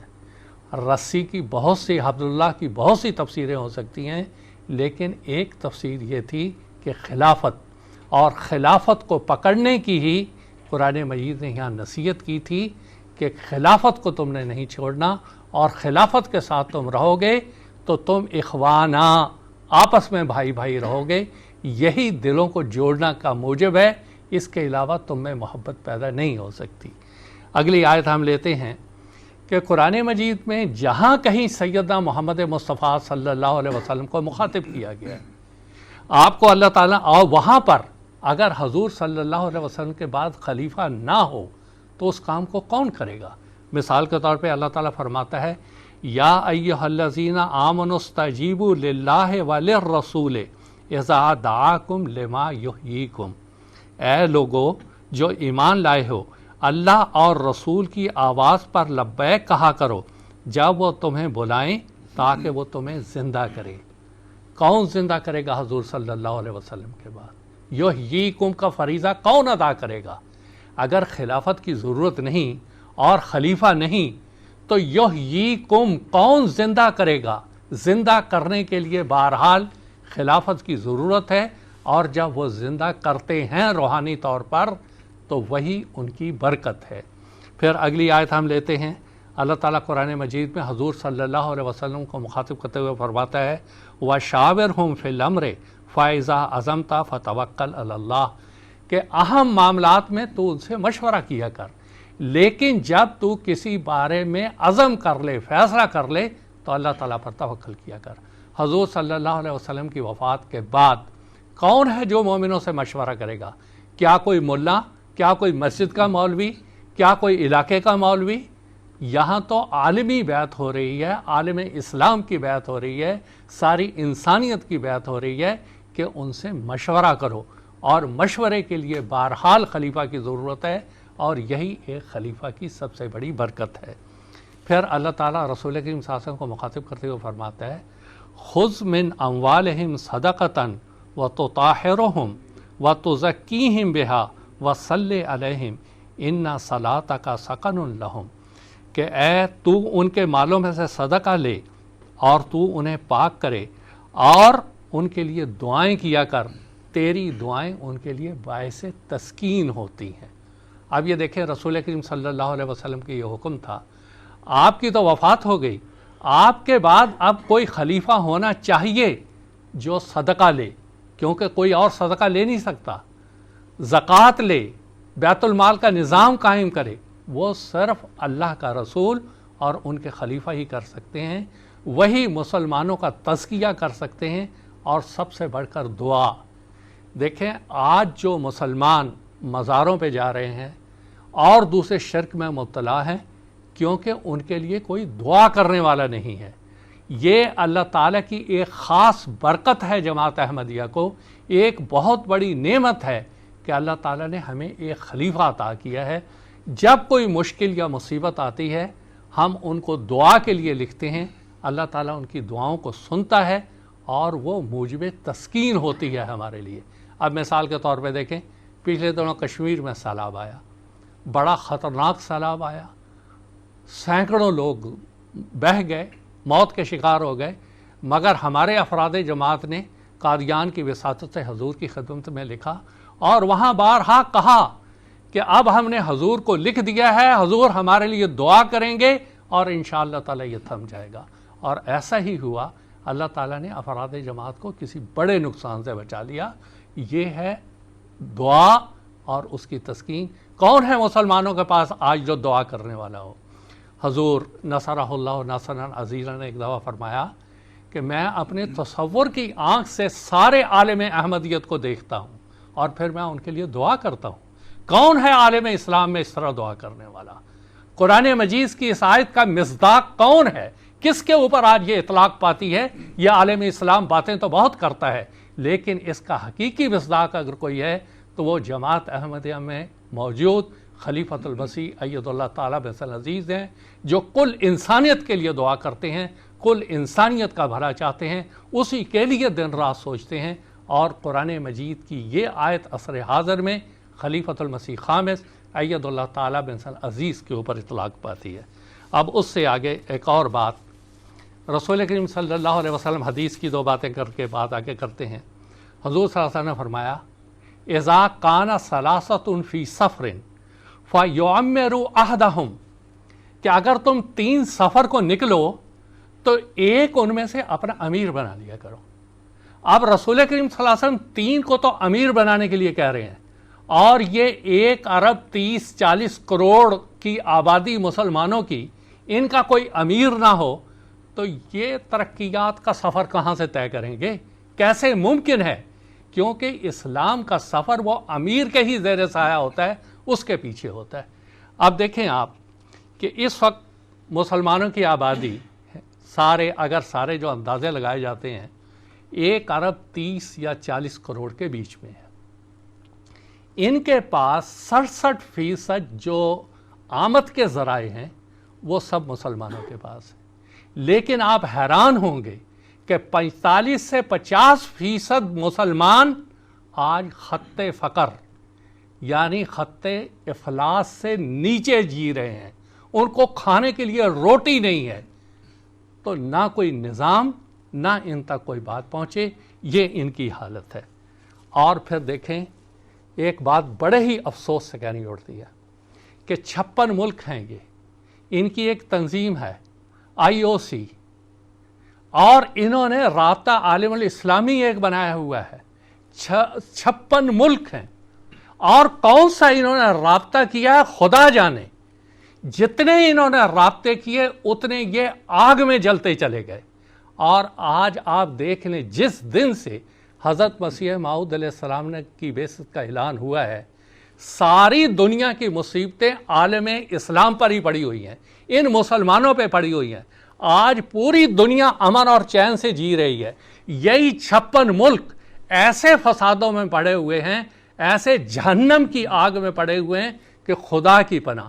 یورپین یونین چھوٹے سے ملک ہے، لیکن ان کا ایک وزن ہے، ان 56 کا نہ کوئی وزن ہے، نہ کوئی کام ہے، نہ کچھ کر سک رہے ہیں۔ اب دیکھیں آپ 22 سال سے عراق میں خون کی ہولی کھیلی جا رہی ہے، 15 لاکھ انسان اب تک مر چکا ہے وہاں پہ، زیادہ تر مرنے والے بچے ہیں، عورتیں ہیں، زخمی ہو گئے۔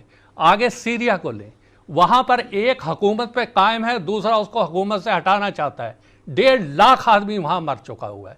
آگے چلیں مصر میں، ارے ایک ڈکٹیٹر کو تم نے ہٹایا، دوسرے کو لایا، دوسرے کو ہٹایا، تیسرے کو لایا، پبلک مر رہی ہے۔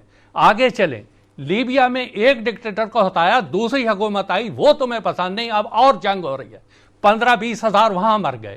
ٹیونس کا یہ حال ہے۔ آپ دیکھیں کہ سعودی عربیہ کا اپنا یہ حال ہے۔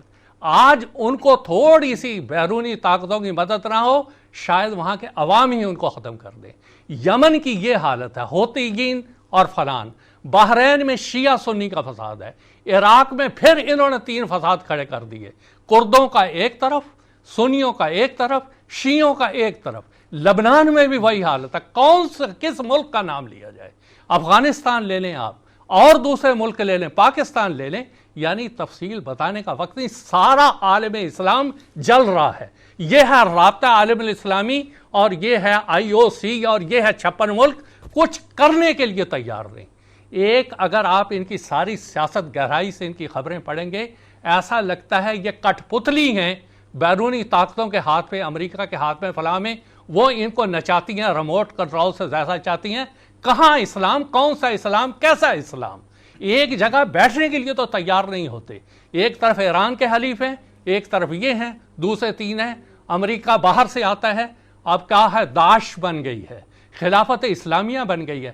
اگر یہ راتوں رات یہ فتنے کہاں سے اٹھ کھڑے ہوتے ہیں؟ خود ہی تم کھڑے کرتے ہو، خود ہی تم اسلام کو بدنام کرتے ہو۔ ایک بات اور میں عرض کرتا ہوں، دیکھیں سیدنا محمد مصطفیٰ صلی اللہ علیہ وسلم نے بڑا ہی انتباہ کیا تھا اور ڈرایا تھا اس امت کو۔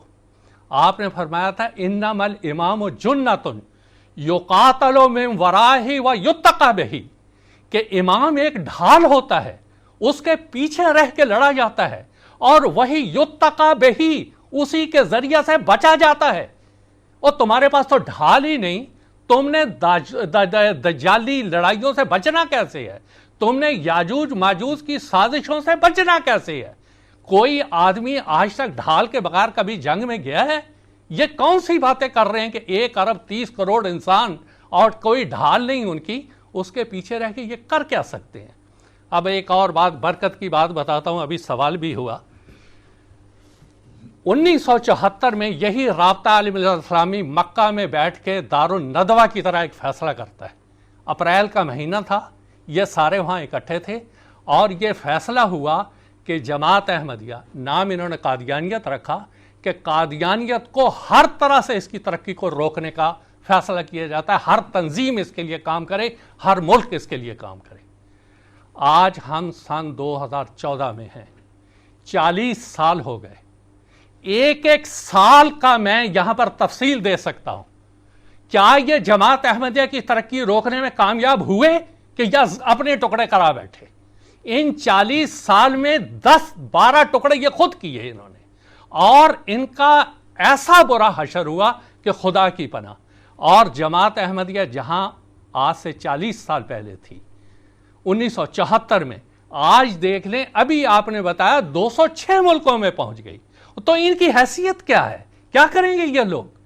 تو ایک صاحب پوچھ رہے تھے ابھی کہ نشان کیا ہے؟ اس سے بڑا کیا نشان ہوگا کہ 56 ملک جماعت احمدیہ کے خلاف کھڑے ہیں، ایک خلیفہ جماعت احمدیہ کی قیادت کر رہا ہے، اور وہ دیکھو اپنی جماعت کو، اس سفینہ کو کہاں سے کہاں ترقی کی منازل پہ لے گیا، اور انہوں نے اپنے سفینوں کو اپنے ہی ملکوں میں غرق کر کے رکھ دیا اور تباہ کر کے رکھ دیا، لاکھوں انسان مروا دیا، اور یہ کیا کہتے ہیں خلافت خلافت۔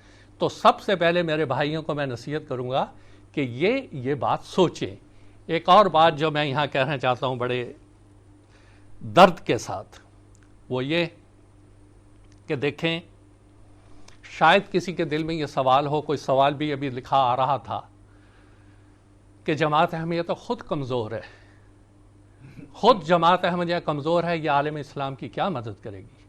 میں پھر حضور صلی اللہ علیہ وسلم کی حیات مبارکہ کا ایک واقعہ بتاتا ہوں۔ حضور صلی اللہ علیہ وسلم مظلومیت کے دن مکہ میں کاٹ رہے تھے، اور اسلام انتہائی مظلوم اور مسلمان انتہائی مظلوم حالت میں تھے۔ ایک آدمی باہر سے آتا ہے، اس کا نام ہے آراشا، وہ کچھ اونٹ مکہ کی منڈی میں بیچتا ہے۔ ابو جہل وہ اونٹ خرید لیتا ہے، اور اونٹ بھی لے لیتا ہے، رقم بھی ادا نہیں کرتا۔ وہ بیچارہ وہاں پر خراب ہوتا ہے، پوچھتا ہے، ذلیل ہوتا ہے، اس کو کوئی پیسہ نہیں دلاتا۔ آخر وہ گیا اور جا کے وہاں پر قریش مکہ کی مجلس لگی ہوئی تھی کعبہ کے پاس، وہ وہاں گیا کہ بھائیو اس طرح ابو جہل نے میرے سے اونٹ خریدے ہیں، وہ مجھے پیسے نہیں دے رہا ہے، تم مجھے پیسے دلوا دو۔ ان کو شرارت سوچی، انہوں نے کہا ایک ہی شخص ہے جو تجھے دلوا سکتا ہے اور وہ محمد صلی اللہ علیہ وسلم ہیں، ان کے پاس چلے جاؤ۔ یہ حضور صلی اللہ علیہ وسلم کے پاس آیا، دروازہ کھٹکھٹایا۔ اب یہ سوچے تھے یہ تو بڑا مذاق بنے گا۔ اس نے کہا کہ اس طرح محمد صلی اللہ علیہ وسلم میرے سے ابو جہل نے اونٹ خریدے اور مجھ کو پیسے نہیں دیے۔ حضور صلی اللہ علیہ وسلم نے کچھ نہیں دیکھا کہ میں خود کس حالت میں ہوں، آپ اراشا کے ساتھ چلے اور آ کے ابو جہل کا دروازہ کھٹکھٹایا اور اس کو کہا تم نے اس کی رقم دینی ہے؟ اس نے کہا ہاں۔ وہ اندر گیا، لا کے ایک ایک پائی اس کو لا کے واپس کی اور اس کے اونٹوں کی رقم دے دی۔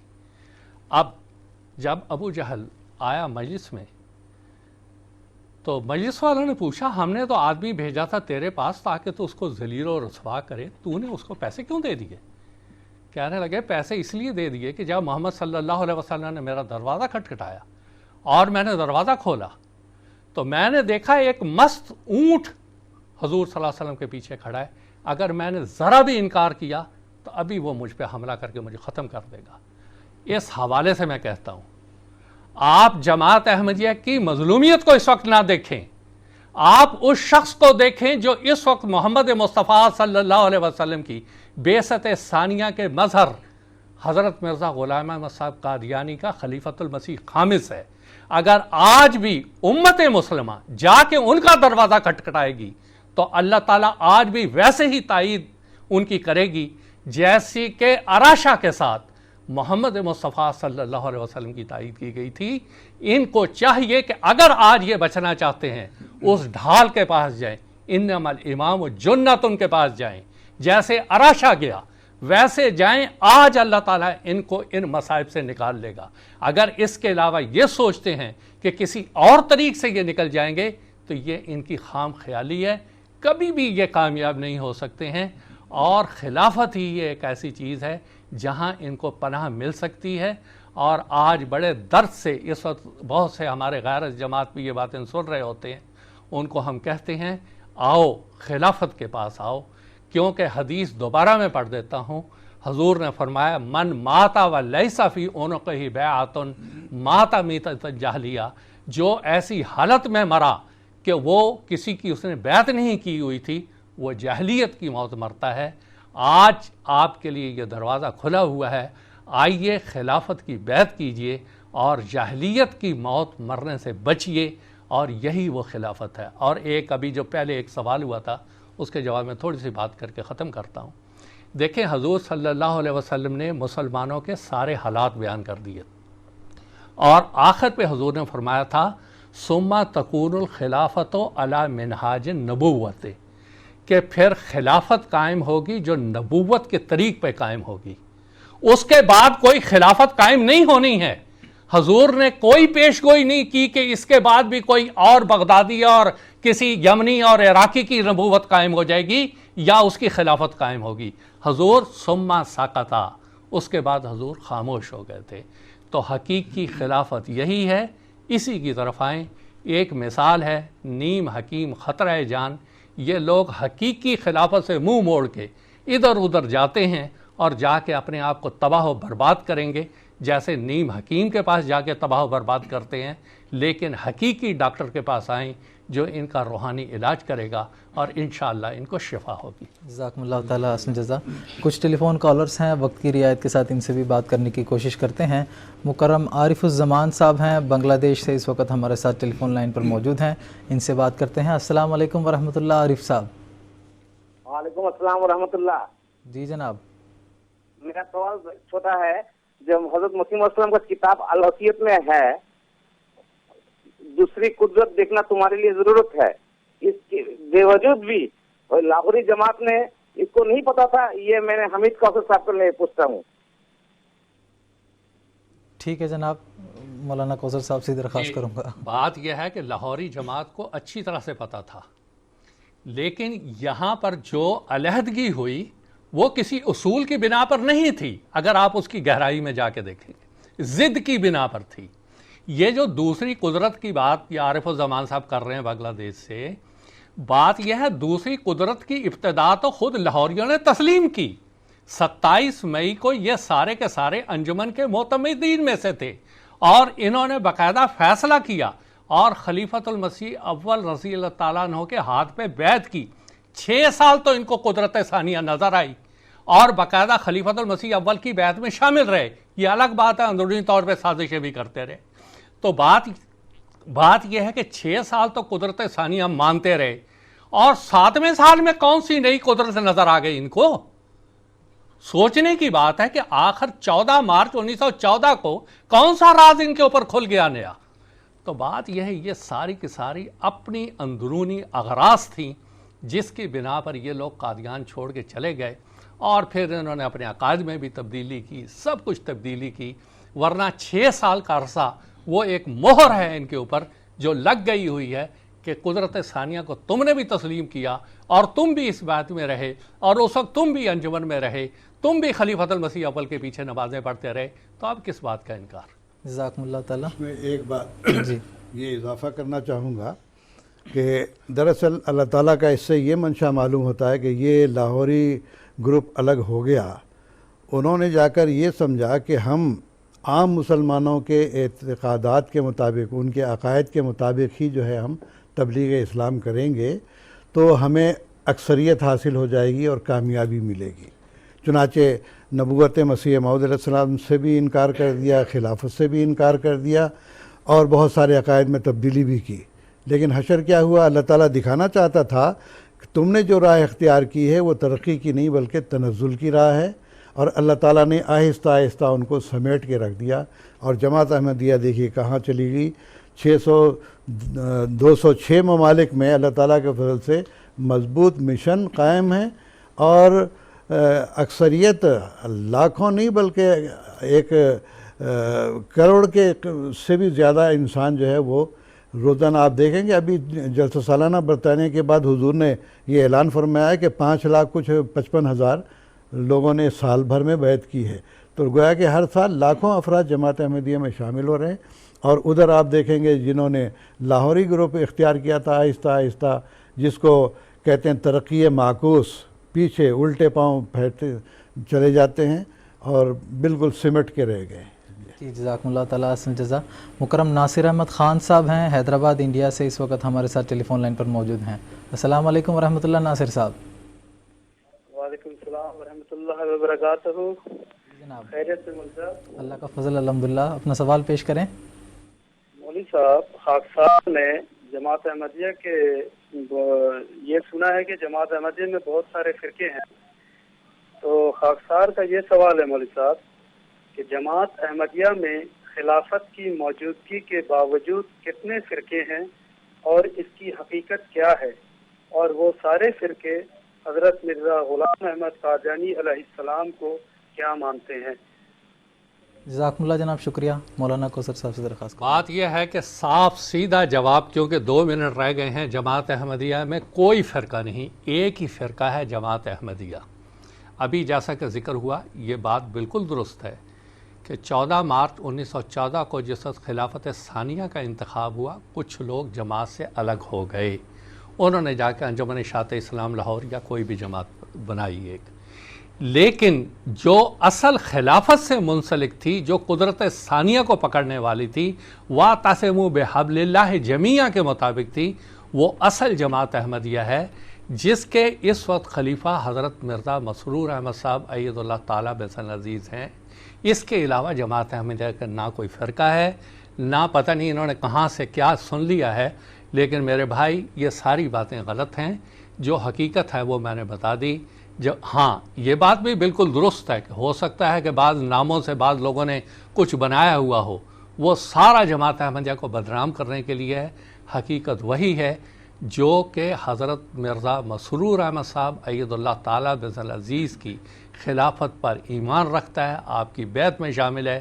وہ ایک ہی فرقہ ہے, جماعت احمدیہ مسلمہ اس کا نام ہے. اس کے علاوہ اور کوئی فرقہ نہیں. اللہ تعالیٰ حسن جزا. یہ بھی سوال اور اس سے پہلے بھی جو سوال ہوا تھا اس میں ہمیں یہ بھی امر کو مد نظر رکھنا چاہیے کہ نبی اکرم صلی اللہ علیہ وسلم نے حدیث میں یہ بیان فرمایا ہے کہ دوبارہ جو اثر نو خلافت علی منہاج النبوہ کا قیام ہوگا اس کے بعد آپ صلی اللہ علیہ وسلم خاموشی اختیار کریں گے، جس سے یہ ہم نتیجہ نکالتے ہیں کہ خلافت جو حضرت مسیح محمدی کے زمانے میں شروع ہوگی وہ ایک دائمی نعمت ہوگی. اسی طرح سیدنا حضرت اقدس مسیح موعود علیہ السلام نے اپنی کتابوں میں یہ فرمایا ہے کہ اللہ تعالیٰ دوسری قدرت کو ظاہر کرے گا اور وہ دائمی قدرت ہوگی. لیکن یہاں پر جو خلافت سے انکار کر کے جاتے ہیں، جب سورۃ النور کی آیت نمبر 56 کا جب ہم جائزہ لیتے ہیں تو معلوم ہوتا ہے کہ اللہ تعالیٰ نے خلافت کے انعام کو ایمان اور اعمال صالحہ کے ساتھ مشرور کر دیا ہے. جو ایمان اور اعمال صالحہ نہیں بجا لاتے ہیں وہ خود خلافت سے روگردانی اختیار کر کے الگ ہو جاتے ہیں. خلافت اپنی جگہ پر قائم رہتی ہے، لیکن جو کمزوری دکھاتے ہیں ایمان میں اور اعمال صالحہ میں وہ خلافت سے منقطع ہو جاتے ہیں اور اس کے فیوز و برکات سے محروم رہ جاتے ہیں. اس کے ساتھ ہی یہ بات بھی غور طلب ہے کہ آپ وسلم جب خاموش ہو گئے تو پہلی جو خلافت راشدہ تھی اس کے بعد ملک اعضا اور جبریہ یعنی کاٹنے والے بادشاہت ہوگی اور جابر و ظالم بادشاہت ہوگی، اس کے دور کا تو آپ نے ذکر کیا. لیکن خلافت علی منہاج نبوت دوبارہ جب قائم ہوگی تو آپ نے کسی انقلاب کا ذکر نہیں کیا کہ جس کے نتیجے میں پہلے ملک جبریہ ملک اعز کے نتیجے میں جو فرقہ واریت پیدا ہوگی مسلمانوں میں، انشاءاللہ تعالی خلافت احمدیہ کے قائم ہونے کے نتیجے میں اب وہ فرقہ واریت ختم ہو جائے گی. اور ہم کوشش کر رہے ہیں اور دنیا دیکھ رہی ہے کہ تمام فرقوں سے، مختلف فرقوں سے، چاہے وہ اہل سنت والجماعت ہوں، اہل حدیث ہوں یا اور کسی فرقے سے تعلق رکھتے ہوں، آہستہ آہستہ جماعت احمدیہ میں شامل ہو رہے ہیں اور اس کے نتیجے میں یہ امت واحدہ بنتی چلی جا رہی ہے. اور انشاءاللہ قیامت تک خلافت احمدیہ کو اب کسی قسم کا کوئی فتنہ درکار نہیں ہوگا. جزاکم اللہ تعالیٰ احسن جزا. مکرم مبارک احمد فیض صاحب ہیں کینیڈا سے، اس وقت ہمارے ساتھ ٹیلی فون لائن پر موجود ہیں. السلام علیکم ورحمۃ اللہ. مبارک صاحب. وعلیکم السلام ورحمۃ اللہ وبرکاتہ. خاکسار مبارک احمد صاحب کیلیگری سے بول رہا ہے. سب سے پہلے تو آپ کی پوری ٹیم کو اس مسیح پاک سیٹ کی بابرکت بستی سے پروگرام پیش کر رہے مبارکباد. 2010 میں اللہ تعالیٰ موقع دیا قادیان آنے کا، تو اس کی یادیں ابھی تک دل میں بسائے بیٹھا ہوں. دعا کریں گے دوبارہ اللہ تعالیٰ توفیق دے اس مبارک بستی میں آنے کی. تو میرا سوال یہ ہے کہ اللہ تعالیٰ نے قرآن کریم میں امت مسلمہ سے خلافت کا وعدہ فرمایا ہے. کیا یہ وعدہ کلی طور پر مشروط ہے یا غیر مشروط ہے؟ اگر یہ مشروط ہے تو اس کے انعام کے عطا ہونے اور پھر اس کے جاری رہنے کے لیے کن شرائط کا ہونا ضروری ہے؟ جزاکم اللہ شکریہ. ابھی تو اختصار کے ساتھ میں نے آپ کی خدمت میں یہ بات پیش کی تھی، تاہم مولانا کریم الدین صاحب سے مزید تفصیل بات بیان ہو چکی ہے کہ اللہ تعالیٰ نے آیت استخلاف میں خاص طور پر ذکر فرمایا ہے کہ وعد اللہ الذین آمنوا منکم وعملوا الصالحات. صحیح ایمان، حقیقی ایمان اور اعمال صالحہ یہ دونوں باتیں لازم اور ملزوم ہیں، اور اس کے نتیجے میں پھر اللہ تعالیٰ جو خلافت کو قائم کرنا چاہتے ہیں وہ خلافت علی منہاج نبوت اللہ تعالیٰ نے قائم فرما دی ہے. تو بنیادی بات اس سے ایک یہ بھی ظاہر ہو گئی کہ آج جو مسلمان سر توڑ کوشش کر رہے ہیں کہ کسی طرح سے خلافت کا نظام ہم میں قائم ہو جائے اور نہیں کر پا رہے ہیں. کیوں؟ اور لازمی نتیجہ ہے کہ ایمان اور عمل صالح سے وہ لوگ محروم ہیں. دنیا داری کے طور پر جو ہے خلافت قائم نہیں ہو سکتی، خالصتاً اللہ تعالیٰ اس کو قائم کرتا ہے. اور یہ شرائط ہیں کہ ایمان اور عمل صالح ہونا ضروری ہے، اور اس کی علامات اللہ تعالیٰ کے فضل سے جماعت احمدیہ میں ہمیں نظر آتی ہیں. جزاکم اللہ تعالیٰ احسن جزا. ہمارا پروگرام کا وقت بھی اس کے ساتھ ختم ہوتا ہے. تو ناظرین، آج کا جو پروگرام ہم نے پیش کیا ہے جس سے یہی واضح ہے کہ خلیفہ اللہ تعالیٰ خود بناتا ہے. اور ایک سوال بھی بیچ میں ہوا تھا، اس کے تعلق سے ضمنی طور پر بھی اب میں بتا دوں کہ ایک بچی نے سوال کیا تھا کہ بظاہر تو یہ لگتا ہے کہ بعض لوگ ووٹنگ کرتے ہیں جس کے ذریعے سے خلیفہ کا انتخاب ہوتا ہے، لیکن میں ان کو یہ بھی بتانا چاہوں گا کہ بہت سارے ایسے افعال ہیں جو بظاہر ایسے لگتے ہیں کہ انسان کی ظاہری کوشش کے نتیجے میں رونما ہو رہے ہیں، بلکہ دراصل اللہ تعالیٰ کی قدرت اس کے ساتھ شامل حال ہوتی ہے. مثال کے طور پر کھیتی ہے، دنیاوی مثال اگر ہم لے لیں، ایک کسان بیج بوتا ہے اور ہل چلاتا ہے، پانی دیتا ہے، اور بظاہر یہ معلوم ہوتا ہے کہ اس کسان کی کوششوں کے نتیجے میں زمین سے بیج جو ہے نا اگتا ہے اور وہ پودا بن جاتا ہے، لیکن اللہ تعالیٰ کہتا ہے کہ نہیں، وہ جو رویدگی ہے زمین کی وہ دراصل اللہ تعالیٰ نے پیدا کی تھی، جس کے نتیجے میں وہ جو ہے بیج جو کسان بوتا ہے وہ پھلدار درخت بن جاتا ہے۔ اسی طرح انسان کی پیدائش کی مثال ہے، بظاہر ایسا لگتا ہے کہ میاں بیوی کے تزاوج کے نتیجے میں انسان کی پیدائش ہوتی ہے، لیکن اللہ تعالیٰ خود فرماتا ہے کہ نحن الخالقون، کہ انسان کی جو روح ہے وہ دراصل ایک غیبی طاقت کی طرف سے انسان کو دی جاتی ہے۔ یہ ساری ایسی مثالیں ہیں جس طرح بظاہر تو یہ معلوم ہوتا ہے کہ خلیفہ کا انتخاب ایک الیکٹورل کمیٹی کرتی ہے، لیکن اللہ تعالیٰ ہے جو ان کے دلوں کو ایک خلیفہ کی طرف پھیرتا ہے جس کا وہ انتخاب کرتے ہیں۔ اور اس میں دراصل جماعت مومنین کی ذمہ داری کی طرف توجہ دلائی گئی ہے۔ نبوت تو اللہ تعالیٰ براہ راست نبی کو مقرر کرتا ہے، لیکن خلیفہ کے لیے اللہ تعالیٰ نے یہ چاہا ہے کہ جماعت مومنین بھی اس میں شامل ہوں تاکہ ان کو اپنی ذمہ داری کا احساس رہے، خلیفہ کی اطاعت کی ذمہ داری اور اس کی پیروی اور اس کے ہر حرف اور اس کے اشارے کے مطابق اپنی زندگی کو ڈھالنے کی ذمہ داری ان کی طرف توجہ دلانے کے لیے اللہ تعالیٰ نے یہ نظام خلافت کے انتخاب کا آج جماعت احمدیہ میں قائم فرمایا۔ چھوٹی سی بات میں اس سلسلے میں بیان کروں گا کہ اب دیکھیے خلافت خامسہ کا جو انتخاب ہوا ہے تو وہاں پر دیکھیے کہ ہمارے جو ممبران تھے ان میں سے حضرت خلیفۃ المسیح خامس اید اللہ تعالیٰ سے عمر میں بھی بڑے تھے، تجربے میں بھی زیادہ تھے۔ اب رہا علم کا مسئلہ تو آپ سے پڑھے لکھے بھی بہت زیادہ وہاں پر موجود افراد تھے، لیکن ان تمام یعنی تجربہ کار، پڑھے لکھے اور عمر رسیدہ لوگوں میں کی طرف کسی کی نظر نہیں گئی۔ یہ نظر گئی ہے تو حضرت خلیفۃ المسیح الخامس اید اللہ تعالیٰ بن نصر العزیز کی طرف نظر گئی ہے، اور ان سب لوگوں نے جو پڑھے لکھے، عمر رسیدہ اور تجربے میں زیادہ، سب نے مل کر اتفاق آپ کی بیعت کر لی۔ تو یہ خدا تعالیٰ کی طرف سے اصل میں یہ لہر چلتی ہے، ورنہ اگر دنیاوی طور پر انتخاب کرنا ہوتا تو کسی بھی پڑھے لکھے آدمی کو آپ کھڑا کر سکتے تھے۔ تو یہ چیز بھی اللہ تعالیٰ کی تائید کی طرف اشارہ کرتی ہے۔ جزاکم اللہ تعالیٰ۔ آخر پر میں سیدنا حضرت اقدس مسیح موعود علیہ السلام کا ایک اقتباس ناظرین کی خدمت میں پیش کرنا چاہتا ہوں، جس میں حضور خلافت کے تعلق سے فرماتے ہیں، تمہارے لیے دوسری قدرت کا بھی دیکھنا ضروری ہے اور اس کا آنا تمہارے لیے بہتر ہے، کیونکہ وہ دائمی ہے جس کا سلسلہ قیامت تک منقطع نہیں ہوگا، اور وہ دوسری قدرت نہیں آ سکتی جب تک میں نہ جاؤں، لیکن میں جب جاؤں گا تو پھر خدا اس دوسری قدرت کو تمہارے لیے بھیج دے گا جو ہمیشہ تمہارے ساتھ رہے گی، جیسا کہ خدا کا براہین احمدیہ میں وعدہ ہے، اور وہ وعدہ میری ذات کی نسبت نہیں ہے بلکہ تمہاری نسبت وعدہ ہے، جیسا کہ خدا فرماتا ہے کہ میں اس جماعت کو جو تیرے پیرو ہیں قیامت تک دوسروں پر غلبہ دوں گا، سو ضرور ہے کہ تم پر میری جدائی کا دن آوے، تب بعد اس کے وہ دن آوے جو دائمی وعدہ کا دن ہے۔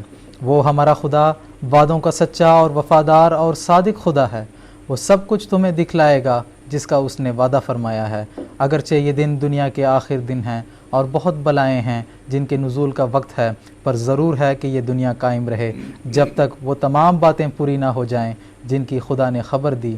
میں خدا کی طرف سے ایک قدرت کے رنگ میں ظاہر ہوا، اور میں خدا کی ایک مجسم قدرت ہوں، اور میرے بعد بعض اور وجود ہوں گے جو دوسری قدرت کا مظہر ہوں گے۔ رسالہ البصیت صفحہ نمبر 8۔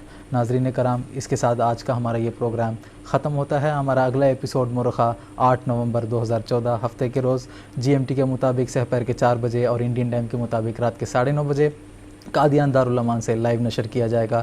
تب تک کے لیے اجازت چاہتے ہیں۔ السلام علیکم ورحمۃ اللہ وبرکاتہ۔